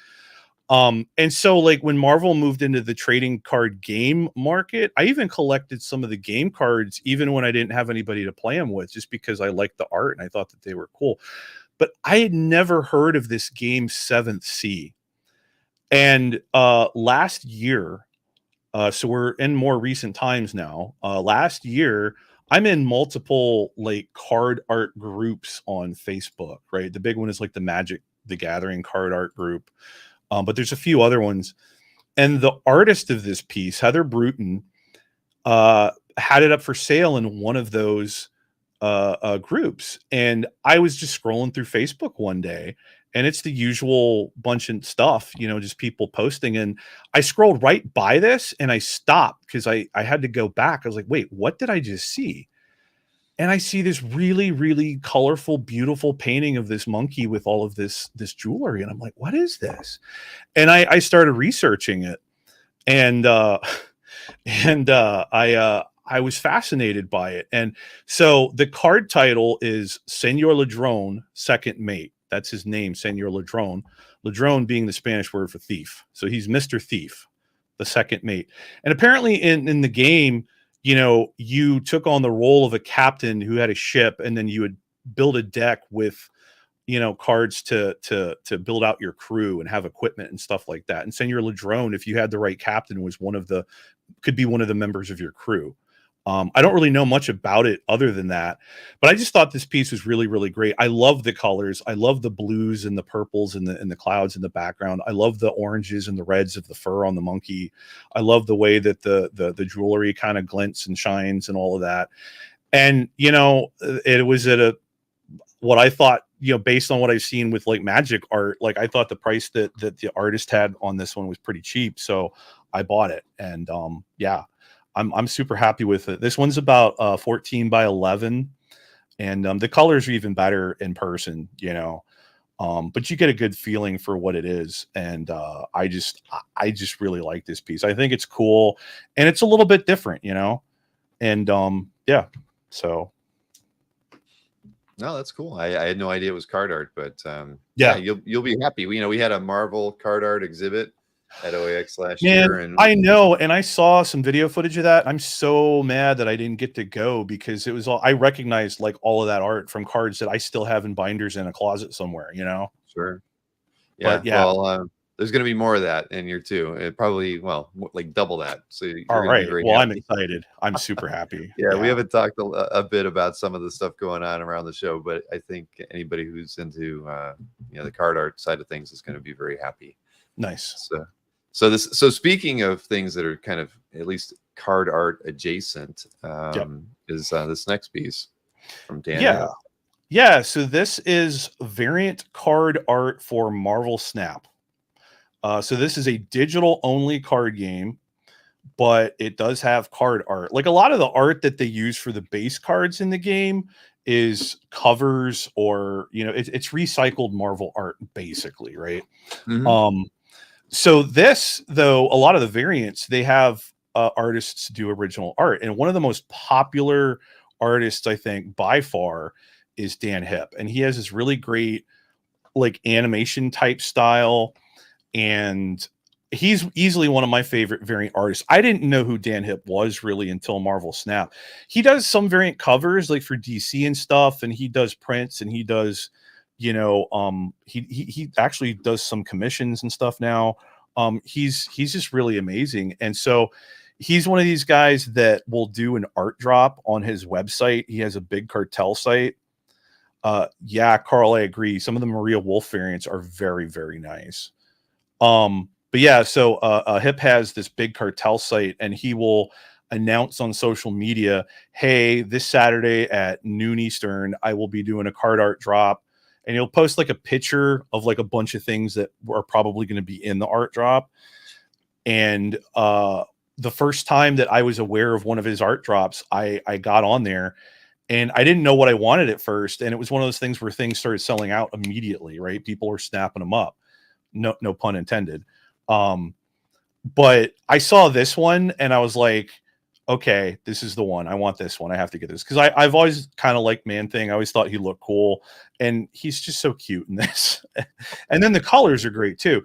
So when you buy one of these originals from Dan, you get the line art, the black and white line art. So that picture on the right is it's an own piece of paper. It's a separate piece, and then the color piece, because he does all his coloring digitally, he does a high quality print of the colored version and sends that along with the original line art.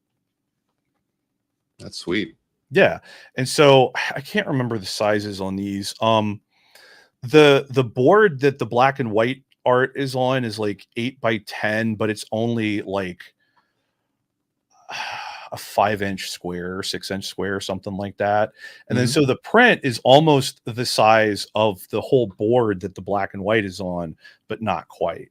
So they're weird sizes, but I definitely intend to at one point get both of these framed together. I think that would look really cool. Yeah, you definitely should. I mean, I really like the artwork a lot. I'm kind of jealous you got this one. It's really well done. Yeah. And I think he's only, started to move his prices up because he's, knows he's pretty popular and the art drops go fast. But like he is playing, like working really hard, I think, to play catch up because he's so popular. They're trying to get him to do, art for as many cards as they can. And he's constantly rolling out new ones.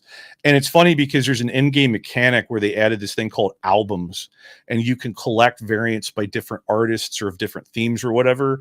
And you get rewards for getting completing the album, basically. So it adds a kind of a collector aspect to it.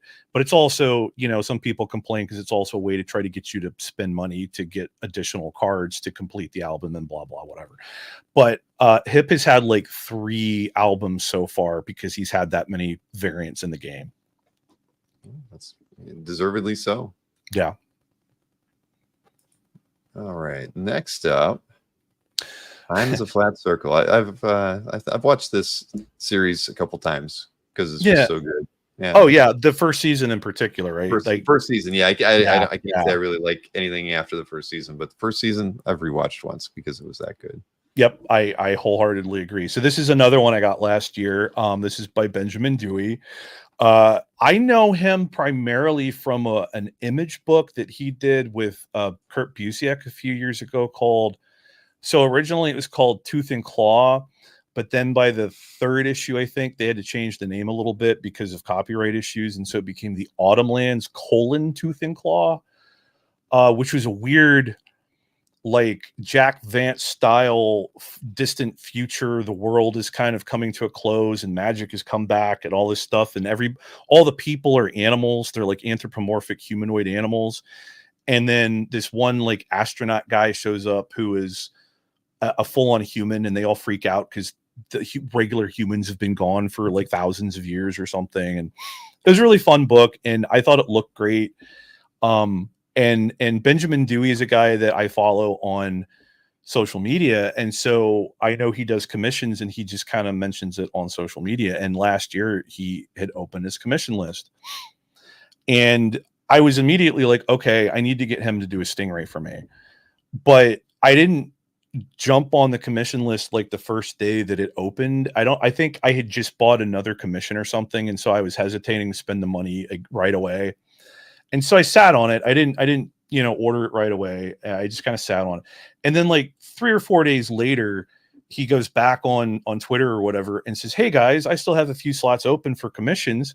If you're not sure what you want, here are some things I would really enjoy drawing." And he put out the list, and like he's a Star Trek guy, but particularly he likes Deep Space Nine, and he's always doing fan art of Star Trek stuff, and it's really great. You can tell he's into it a lot.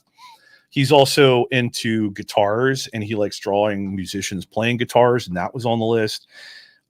He had a couple of other things, but then the last item on his list was True Detective, specifically season 1. And like you said, I love that show too. I love that first season. I thought it was great. I stand by the idea that it was McConaughey's best role, right? I know he's won awards for other movies and stuff, but I think that this was his best role. And so I reached out to Ben Dewey and said, "Hey, I see that you're looking to do a True Detective commission. I think that would be really fun. Let's, I'd like to do that. I have one question though." And he's like, "What's that?" I was like, "Can you work in the phrase time is a flat circle?" And he's like, "Oh yeah, I can do that." I was like, "All right, cool." So this one was cool because he went and did 4 like tiny thumbnails for different layouts and then showed them to me and asked me which one I liked best and let me choose. And I this is the one that I picked. And he says, "Yeah, I agree. That was the best one." And so he finished the piece then, and this is what I got. And I love this. This is a weird commission for me because I don't have anything that's based on, TV or movies or anything like that. But this one, he said it was something he wanted to do. So I had a feeling it was going to turn out pretty great. And, he really managed to capture all of the important imagery from that. Like, how do you encapsulate a season of TV in a single image, right? And I think he managed to do a pretty good job of that. Oh yeah. No, I thought it was fantastic. I mean, I get to see the high-res scan when I'm putting the slides together. It was amazing. Yeah. Yeah. And this is, I think, a 9x12. So it's a good one. It's a good size. And the likenesses are killer. I think he just knocked it out. Well, next up, first we've got a piece by John Buscema, and then we're going to see a piece by John's brother Sal next after this one. So we get some Stingray at last. Yeah. I worked this one in as a little bonus. So this one is a milestone for a couple of reasons. This was I was aware of. So let me back up a little bit. So as you know, Bill, I kind of told you this when we met at Heroes. I didn't know about Comic Art Live before like May of this year. I didn't know you guys had YouTube content, the channel and all that. So I just started watching the Comic Art Live stuff in May. And, I knew about Heritage. I was aware of it. I didn't realize this, but I managed to, apparently I created my Heritage account way back in 2016, which I didn't even remember doing.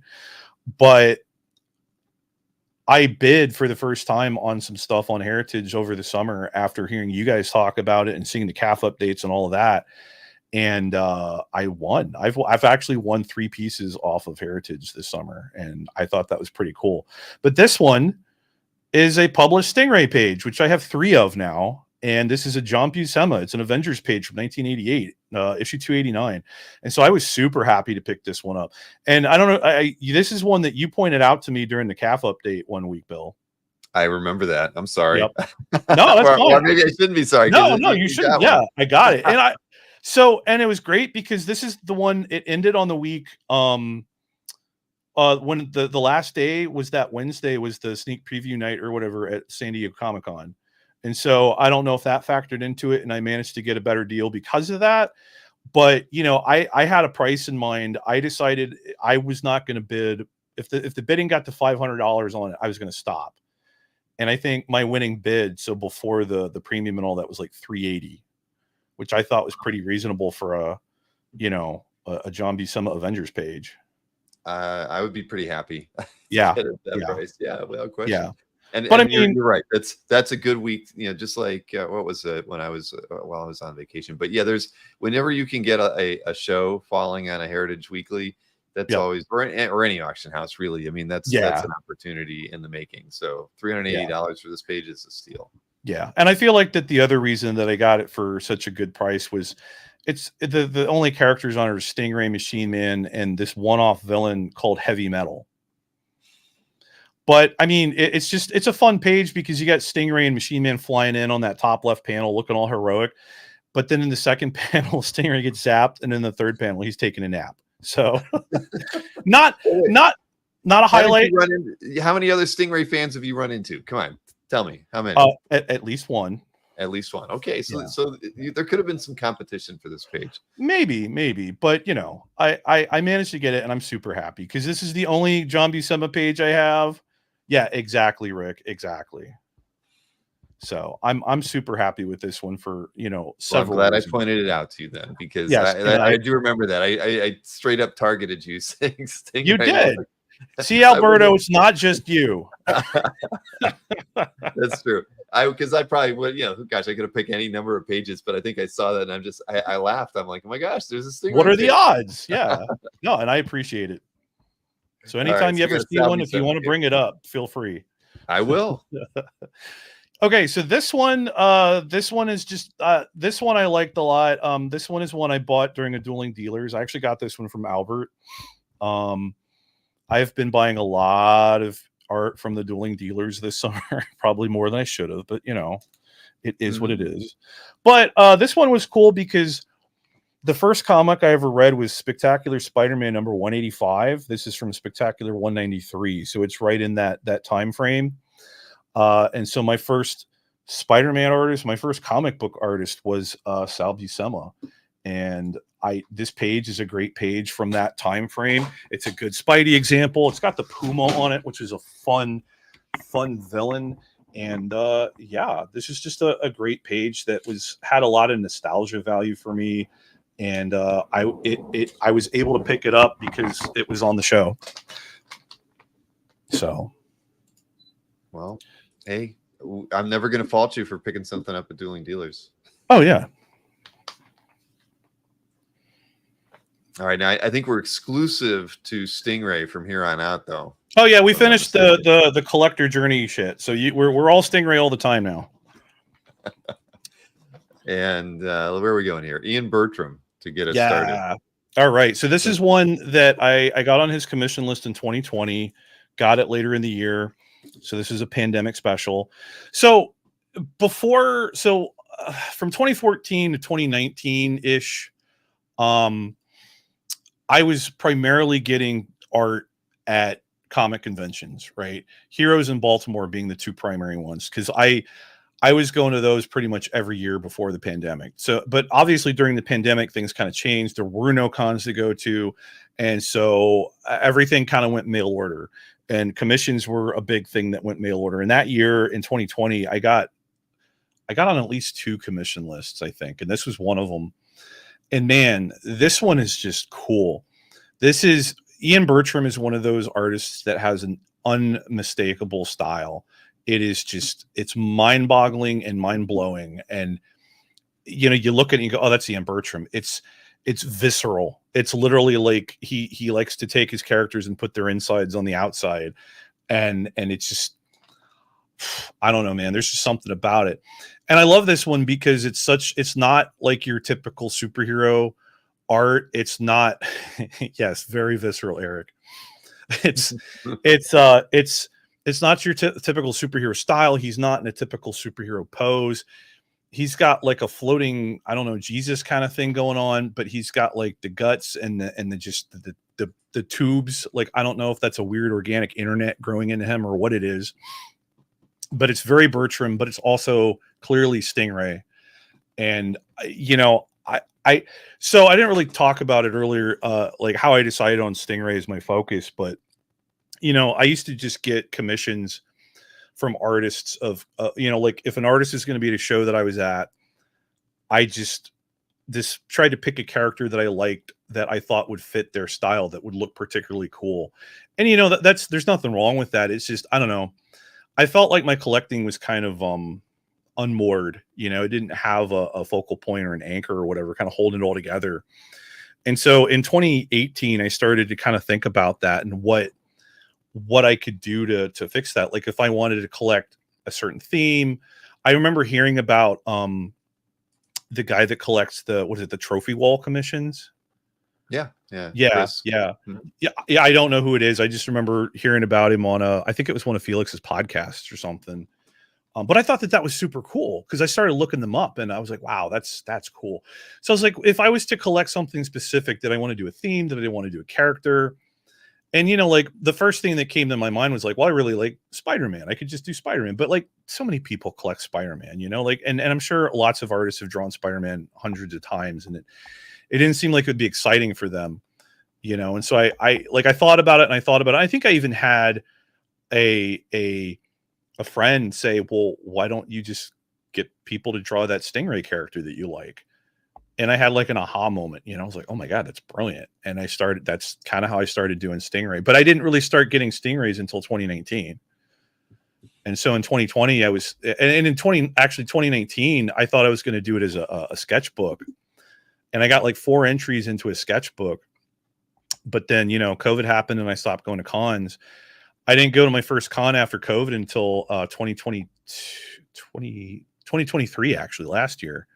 Was first time back to Heroes, and I forgot my sketchbook, and so but during the pandemic, I was I was already getting other commissions, on paper and loose, and I decided that I wanted to start framing stuff, and so I was like, it's harder to do when it's in a sketchbook, so I just kind of gave up on that dream. But yeah, I've never been a sketchbook guy. I mean, I think I bought a couple, and I think I never ended up using them, giving them to an artist to draw on. I know that some people enjoy it, but I like the idea of having it in a portfolio, or in Itoya, something like that. I just I don't know. It's just I can't do it. Yeah, no, I get it. I tried and it was fun. But I got a couple of really cool ones in there, but like the first page in the sketchbook is Ryan Otley, and he didn't even know who Stingray was when I talked to him at first, but man, he knocked it out. That one's really cool. None of those are on CAF, so I'll have to work on that.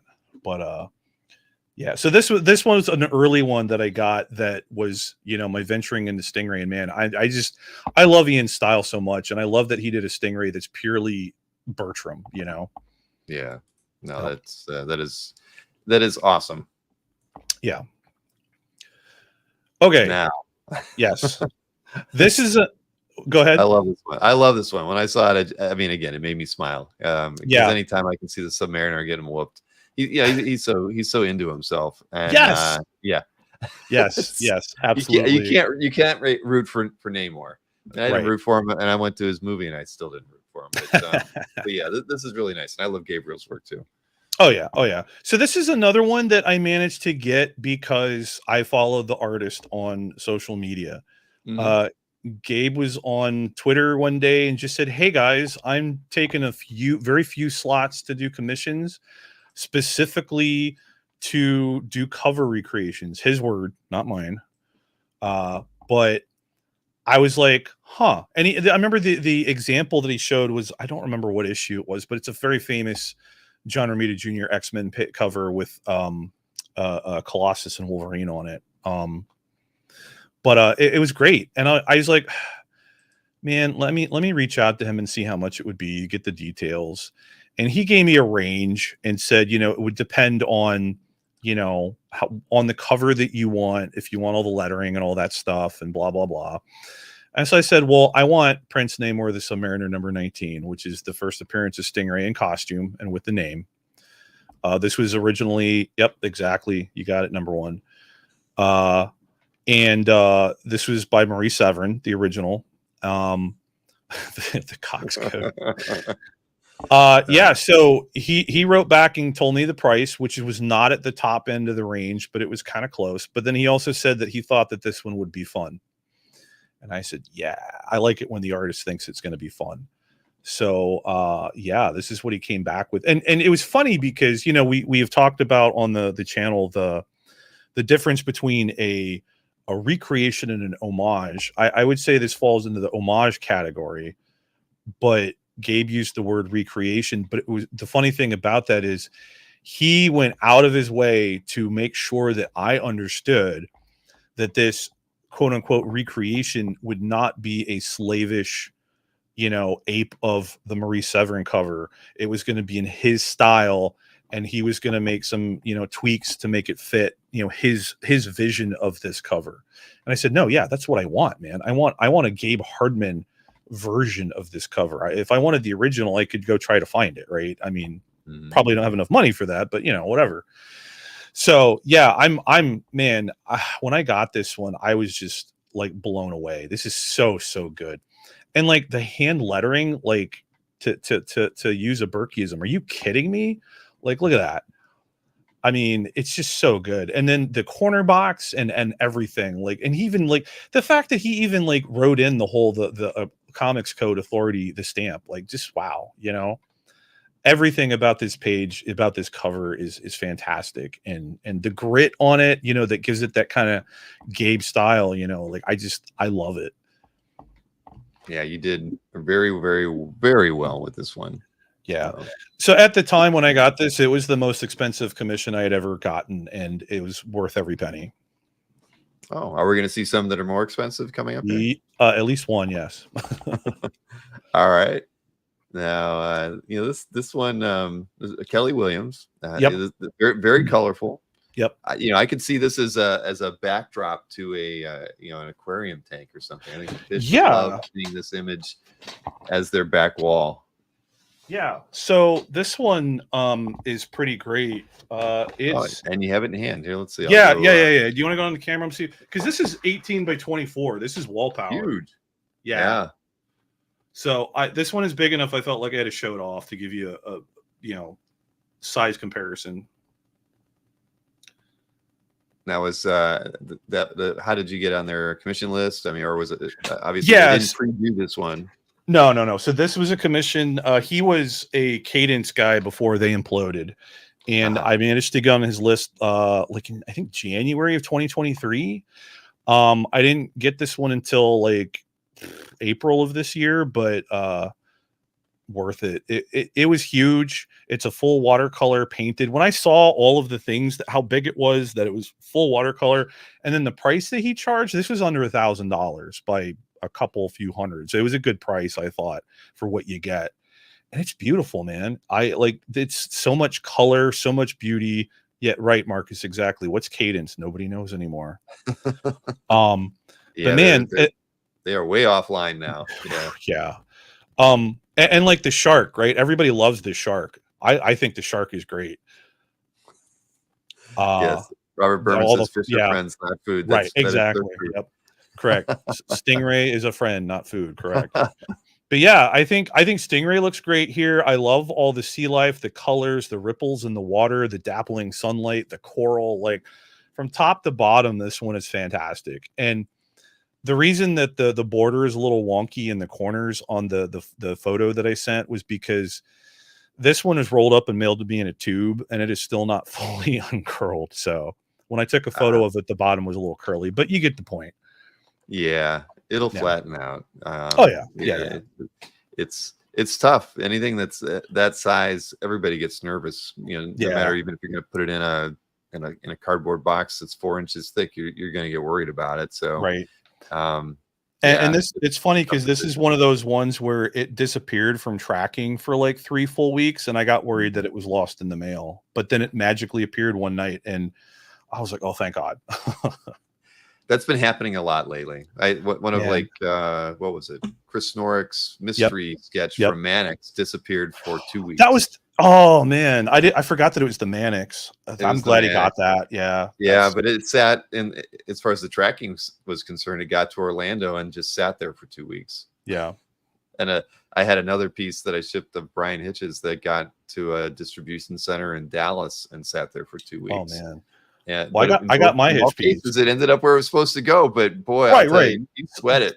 Dude, sometimes they just kind of disappear and something goes, oh yeah, we should probably move this on, like I don't know. I don't trust the USPS, but yeah, Dave says just roll it the other way. Put it back in the tube and roll it the other way. Does that actually work? I never thought to try that. It would. Yeah, I mean, it depends on the paper. That looked like it was fairly, heavier paper. Yeah, very like toothy, watery, colory paper. I think with something like that, I wouldn't worry about rolling it the other way because it's probably not going to bend. If it was like a Bristol board, a little bit thinner, I probably wouldn't, and I just press it or just put it in Itoya and it'll flatten eventually. Marcus says I would iron it. No, I would not iron it. Spreading innuendo again. Marcus, this is not CAF University. I'm not condoning ironing rolled artwork. No, then I would have to take it to the restoration people. Exactly. Now, this next piece is pretty cool, and I believe we got to see this at Heroes, right? From Marco Rudy. Yep. And it's funny because you didn't show it, but you mentioned it on, I think, a CAF update one night, and I did. Yeah, people went and actually looked at it, but I wanted to point this one out again just because it's one of my favorite ones that I have. Man, the choices that Marco made here, I think, are wonderful. I mean, that make it stand out among all the Stingrays that I have. His color choice, the fact that I'm pretty sure that this can be classified as a monochromatic image, right? It's all blue. There's no red or white in there. There's just shades of blue. The perspective on this one is really cool. The fact that we're looking up at Stingray from deeper underwater, and you've got the light coming in from above. I think that looks really, really great. The halo effects, the splooshes of the water, like the little the circles indicating like the movement of him like propelling himself forward or upward, if you will. Like everything about this piece is just, it's so different from any other Stingray piece that I have, but it's absolutely brilliant. Well, we can do an announcement tonight. Marco Rudy is going to be at OAX. Oh, that's awesome. That's great. Yes, I like his work a lot. He's been using CAF since the whole Cadence thing. And I noticed that. He and I got to talking, and then I talked with him more at Heroes, and we want to bring in guys like Marco as often as we can. People who are really just kind of getting their name out there and doing good work like this. I mean, Marco's been at it for a while, but but he wasn't on my radar really until I saw some stuff pre-Hero, and I saw this and I was like, you know what. I think I told Kazra, I just feel like he's a good one to bring in, and he paints. We want to bring people in who don't just do pen and ink or just what the standard stuff. And Marco is one of those guys. So excited to have him at the show. Yeah, no, that's awesome. I will try to get him business. I will say go get a Marco commission because he's great and he's a nice guy too. Absolutely. Yep. All right, we got 2 more, and they are both awesome pieces, as many of these have been. Here now you have a Daniel Warren Johnson. You've gotten on some good lists. I mean, you got on Bertram's list, and you get on DWJ's. So you've done well for yourself, Newell. Thank you. I like to think that I have pretty good taste. Okay, so the next 2, this one and the next one.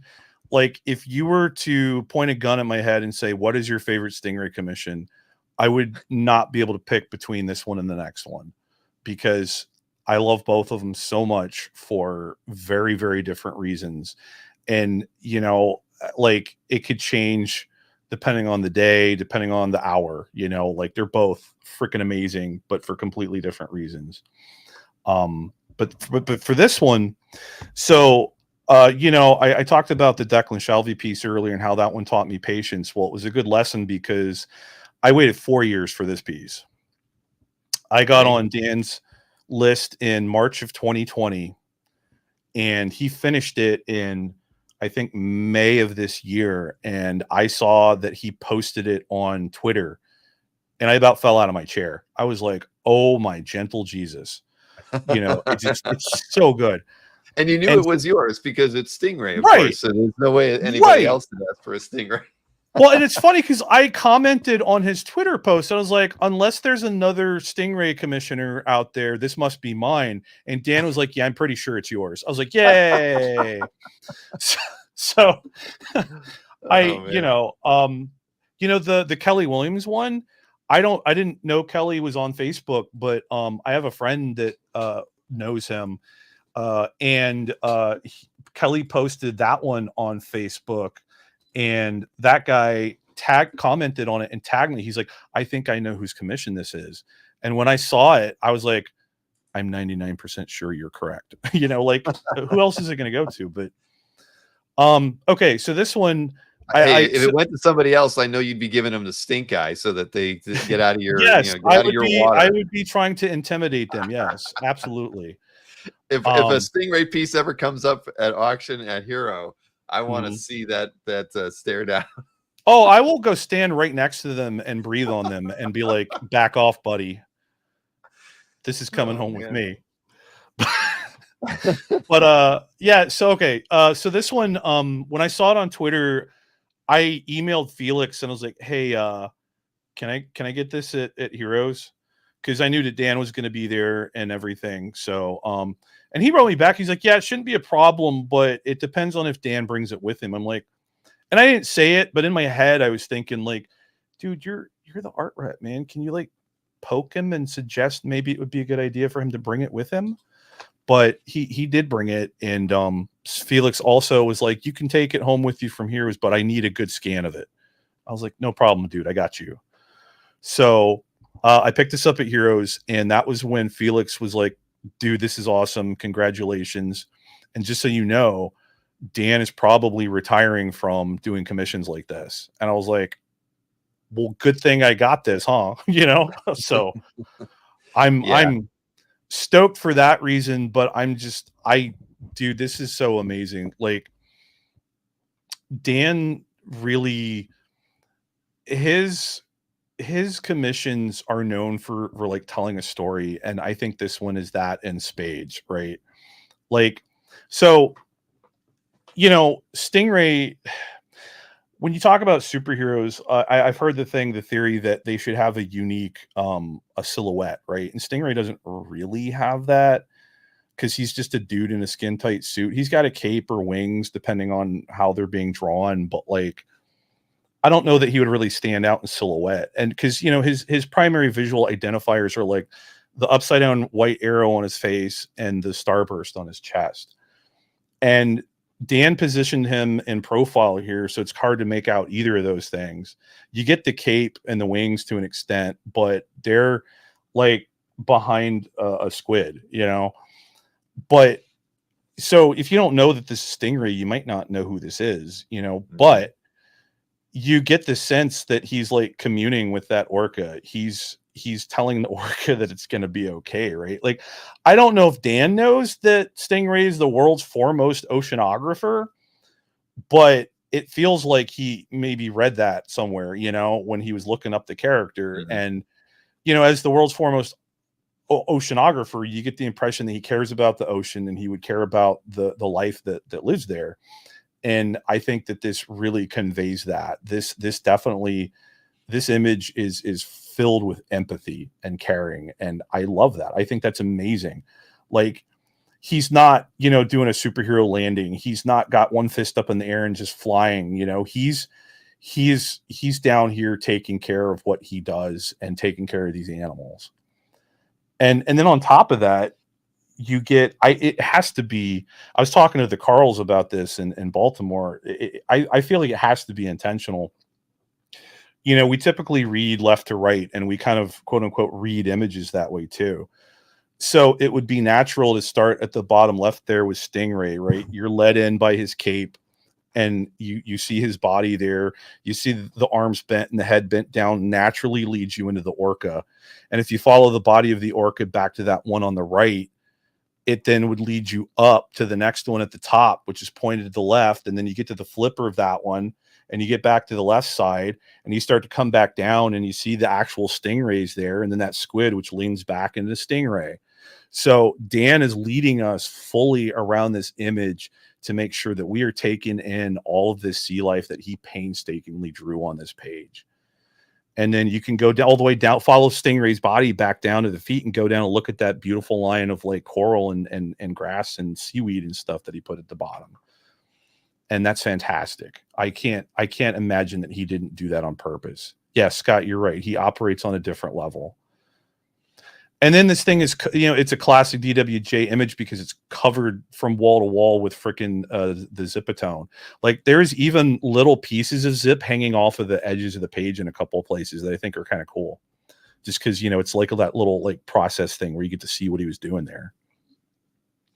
Yeah. No, you did well. Mm-hmm. By being on the list. I know that list was out there for a long time, but I think everybody who got something was equally impressed by what Dan put together for them. Oh yeah. I again, 4 years, but worth the wait. Absolutely. All right. So we have one more piece to look at this evening. Yep. And it is by the amazing Greg Hildebrandt, who we're all happy to have out of the hospital and back at home, I believe now. And, great. That's awesome. Yeah. Good to hear that. Yeah, he's an amazing guy. He's appeared at a few art shows that I've been to, and you know, I've seen a lot of his work, but yeah, this is fantastic. And I mean, he always does great stuff. Oh yeah. Here, you want to cut to me real quick? I have this one next to me. Sure. Because this is another big one. So this one isn't on the wall yet. Negative, but this is 20 by 30. Yeah, that's awesome. Yep. Now, did you see him at a show? Because I mean, he hasn't really gone out of late recently, has he? I think the last time I saw him was at it might have been New York Comic Con 2019, I believe. But did you work through Gene to get a commission set up? Right. Yeah. I did meet him briefly in 2019 at Baltimore, but I didn't end up getting anything from him. This one I just got last year in, I think it was September. I got an email because I've been on his mailing list since 2019, I think, and his newsletter. And I got an email one day, you know, like I work from home. So one day I was just sitting there and an email comes in. I saw the notification pop up on my phone, and the subject said something like, you know, Greg Hildebrandt commission list open or something like that. I went, what? And I immediately stopped what I was doing, got on my, you know, my personal computer and opened my email. And within, you know, like 30 seconds, I was emailing Gene saying, I need info. I need details. And it was funny because, you know, I'm used to dealing with, you know, comic book artists who typically will have like a menu, right? 9 by 12 black and white this much, 11 by 17 black and white this much. If you want an extra character, you got to add this much. If you want color, you know, whatever. So I emailed Gene. I was like, can you give me the details? Tell me what how much, you know, whatever. And she writes back and she's immediately like, well, why don't you tell me what you want and we can figure out, you know, what that's going to cost. And I was like, oh, it's going to be like that. So I decided, you know what I want and I'm going to shoot my shot, and she's going to come back and tell me a really, really high price that I'm not going to be able to afford. And I'm going to be sad, but if I don't at least try, I'll never know. Right. Mm-hmm. So I said, well, you know, I've been a fan of Greg's and, you know, Hildebrandt art in general since I was 13 years old, and I saw the Marvel Masterpieces set that the Hildebrandt brothers did way back when, you know. I love them. I was immediately struck by just how beautiful their art is, even at that young, you know. And when I started collecting art later on, at some point, it occurred to me that I could one day own an original Hildebrandt piece, and that's been a dream of mine. And I'm also happen to be a collector of this Marvel character Stingray, and I would absolutely love if Greg could do a Marvel Masterpiece style painting of Stingray. And so Jane came back and she's like, well, yeah, we could do that. And it would be like, I want to say like 15 by 13 or something like that. And that would start at $5,000. And I was like, oof, that's oof. I was willing to like put it on a credit card though, because, you know, it's a Hildebrandt piece. And I know he's, you know, not too young anymore. And I have missed opportunities for commissions in the past and I didn't want to miss out. So I was considering blowing it, you know, putting it on a credit card. But then she's like, but there was more to the email. She's like, but Greg does another style of commission that might be suited to your character. He does these commissions that are only red and white paint, and they're on either a red or a black board. And she showed me a couple of examples, and I was like, oh, red and white, you say, right? Like, what are the odds, right? And here's the thing. I have seen, she showed me an example. One was Gail from Sin City. She looked like the Rosario Dawson version, which was cool. Yeah. Yep. And one was the Vincent D'Onofrio Kingpin from the TV show, which was cool. He was like raging and there was broken glass flying in front of him. And I mean, both of them are really, really cool, but you know, I don't know. I just, for some reason, I wasn't sure because neither of them really had like much background or anything. It was kind of like the Gale. It was literally just the figure floating in space, but it did have the Sin City logo on it. So I don't know. I was hoping for a little bit more than that, but you know, at this point, I'm like, I'll take what I can get. So anyway, she tells me that about the black or the red and white, and I'm like, okay. And but she says, tell me what your budget is and we can figure something out. And so I wrote back, I'm like, well, okay, I didn't want to spend more than $2,000. And she comes back and she says, oh, well, for $2,000, we can do the biggest size that Greg does for that in the red and white. And I think it would look great. I'm like, and she says that it's 20 by 30. I was like, what? I can get a 20 by 30 Hildebrand? Like, and so I was like, okay, well, I have one last question then. The logo. So this logo comes from Stingray appeared in an issue, well, a couple issues, but the first issue he appeared in of Marvel 2-in-1. It was a George Perez cover, and it had Thing on the left and Stingray on the right, and both of them have like a rectangle of like the action, like what's going on behind them. And Thing has his own logo, and Stingray has this logo. And as far as I know, it's the only time that Marvel ever used this logo. Because, you know, he's never had his own series or anything. And unless they just use it on a title page or something that I missed, I don't think it's ever been used again. So I found a picture of that cover and sent it back to Jean. And I was like, can Greg include the logo? And she writes back, oh, yeah, no problem. I was like, all right, let's do it. So I had to pay 50% up front. And I did that. And then I didn't know how long this is going to take. This is a big ass painting, you know? But I guess it's only 2 colors. So she sent me a drawing. Greg does, you know, like prelim sketches. And this one, because it's a big painting, it's not the same size, but he did a pretty big prelim sketch, which is actually still for sale on his website. If anybody's interested, I'll just throw that out there. I might buy it at some point though. I don't know. But anyway, 2 weeks after we finalized the commission, she sent me a photo of this and I was like, oh my God. Because, you know, I wasn't expecting the coral and I wasn't expecting the fish and the bubbles and everything, you know, like there's really not a lot of actual background there, but with the way he did the white paint with the bubbles and everything to kind of like give a variation in depth to the background. And to like, if you look at the top above the logo there, you realize that Stingray is submerging. Right. And those bubbles are like what's happening is he's moving downward in the water.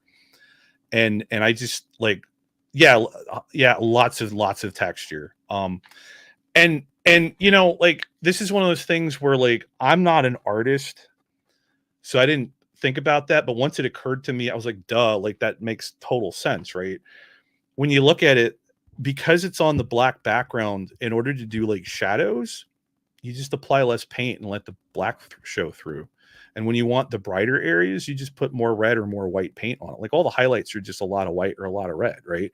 And when that clicked for me, I was like, oh my God, that's genius. Like, that's so cool. And that's something that Greg probably didn't even think twice about. It's just like reflex, like muscle memory, that he just did it without thinking about it. Like, duh, But because I'll tell you, when this came in the mail, I stopped everything else I was doing. And I kind of sat it out against the chair, and I sat and just stared at it for a while. Because like, it's just so good, man. And like, like I said, it was a dream of mine to own an original Hildebrandt. And I've been a fan of the Hildebrandts for like almost 30 years at this point.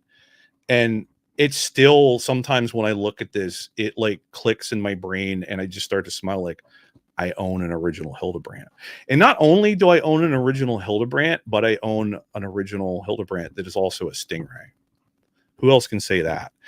And I guarantee you, based on the responses I got from Gene, that Greg, this is the only time Greg has drawn Stingray. So, but like, it just, that's amazing. I mean, the piece is beautiful, and I mean, honestly, the price couldn't have been better. Oh yeah, for sure. And the turnaround time.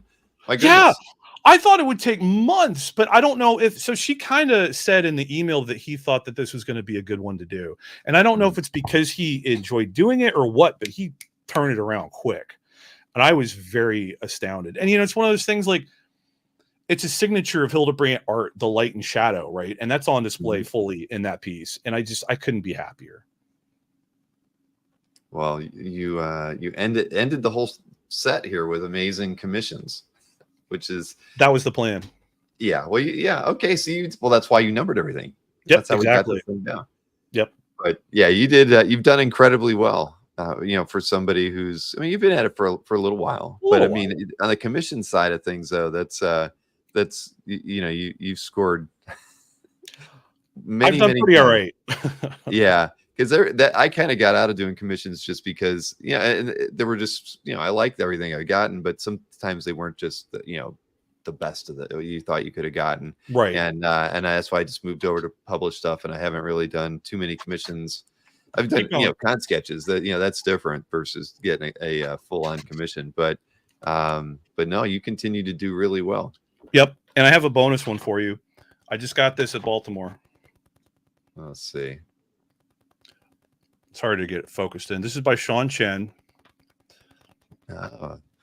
Marcus's favorite, Sean Chen. Oh yeah. Right. Oh yeah. He has a thing for Sean Chen. Oh. And Carl Choi works with Sean. Right. So that's how I ended up getting this. He was at Baltimore this weekend, hanging out with Sean, working with him, helping him out. Right. And I went to talk to Carl on Saturday morning, and I noticed that Sean's they were writing down his list on a whiteboard, and he had numbered slots 1 through 5. 5 was still empty, and I didn't jump on it at first, but I was thinking about it because I already spent a ton of money with Anthony on Friday, but I was like, I don't know. So I walked away, and I was walking with Carl S. And I told him, and he was like, "Oh, dude, you should do it." I was like, "Don't enable me, man. I don't need that." But so when Carl went off to do something else, where would we be as collectors without enablers? Without enablers, right? Yes, right. We all have them, and again, our collections are richer for them. Yeah, but and honestly, it was a good convention regardless, but it wouldn't be a great convention unless I got a Stingray. So, but yeah, so there's your carotid debut for the night. But yeah, so I went back after Carl S told me to, and I talked to Sean, and Sean didn't know who Stingray was. So I asked him, I'm like, would you be willing to try doing a Stingray for me? He's like, well, after you mentioned him earlier, I was curious. I was going to look him up anyway, but yeah, I tried. I was like, all right, cool. So I paid for a black and white piece, but because of all the darks down at the bottom, Sean said that he didn't like it. He thought that the figure disappeared, and the only way to fix it was to paint it. That's so. Yeah. Once again, you're lucking out like nobody else. That's wonderful. He didn't say it added $100 or anything to it. Nope. You got it for the black and white. Yep.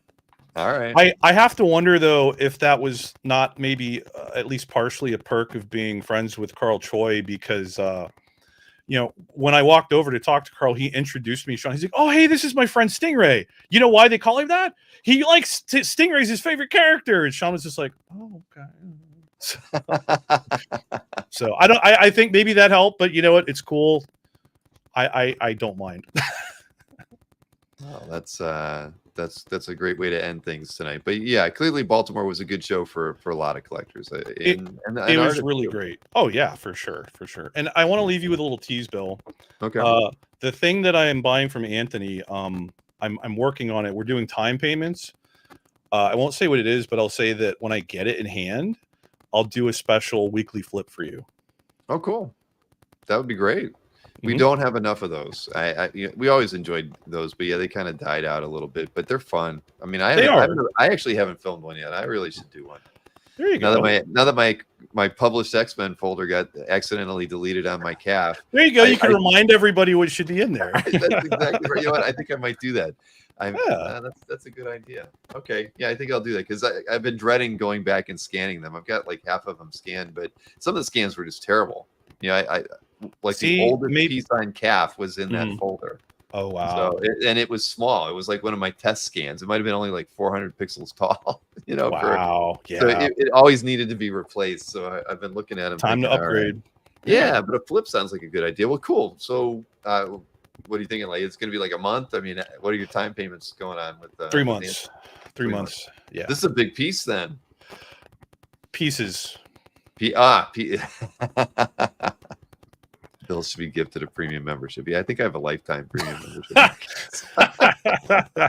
Oh man. But that's cool. 3 pieces. All right. So 90 days. So we're looking at sometime right around 1st of December. Yeah, that's probably going to be it. Yeah. Okay. Cool. Well, now we're all. I'm assuming Stingray isn't a part of the. No. Okay. This is a little different. Cool. Well, then we'll anxiously await whatever that might be. I'll make sure that I don't. Anthony he's good at keeping secrets. Oh yeah.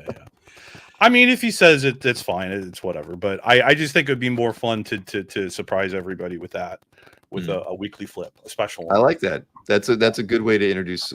Do like your own debut, right? And Exactly. And then put them into your CAF gallery the next day. Yep. Absolutely.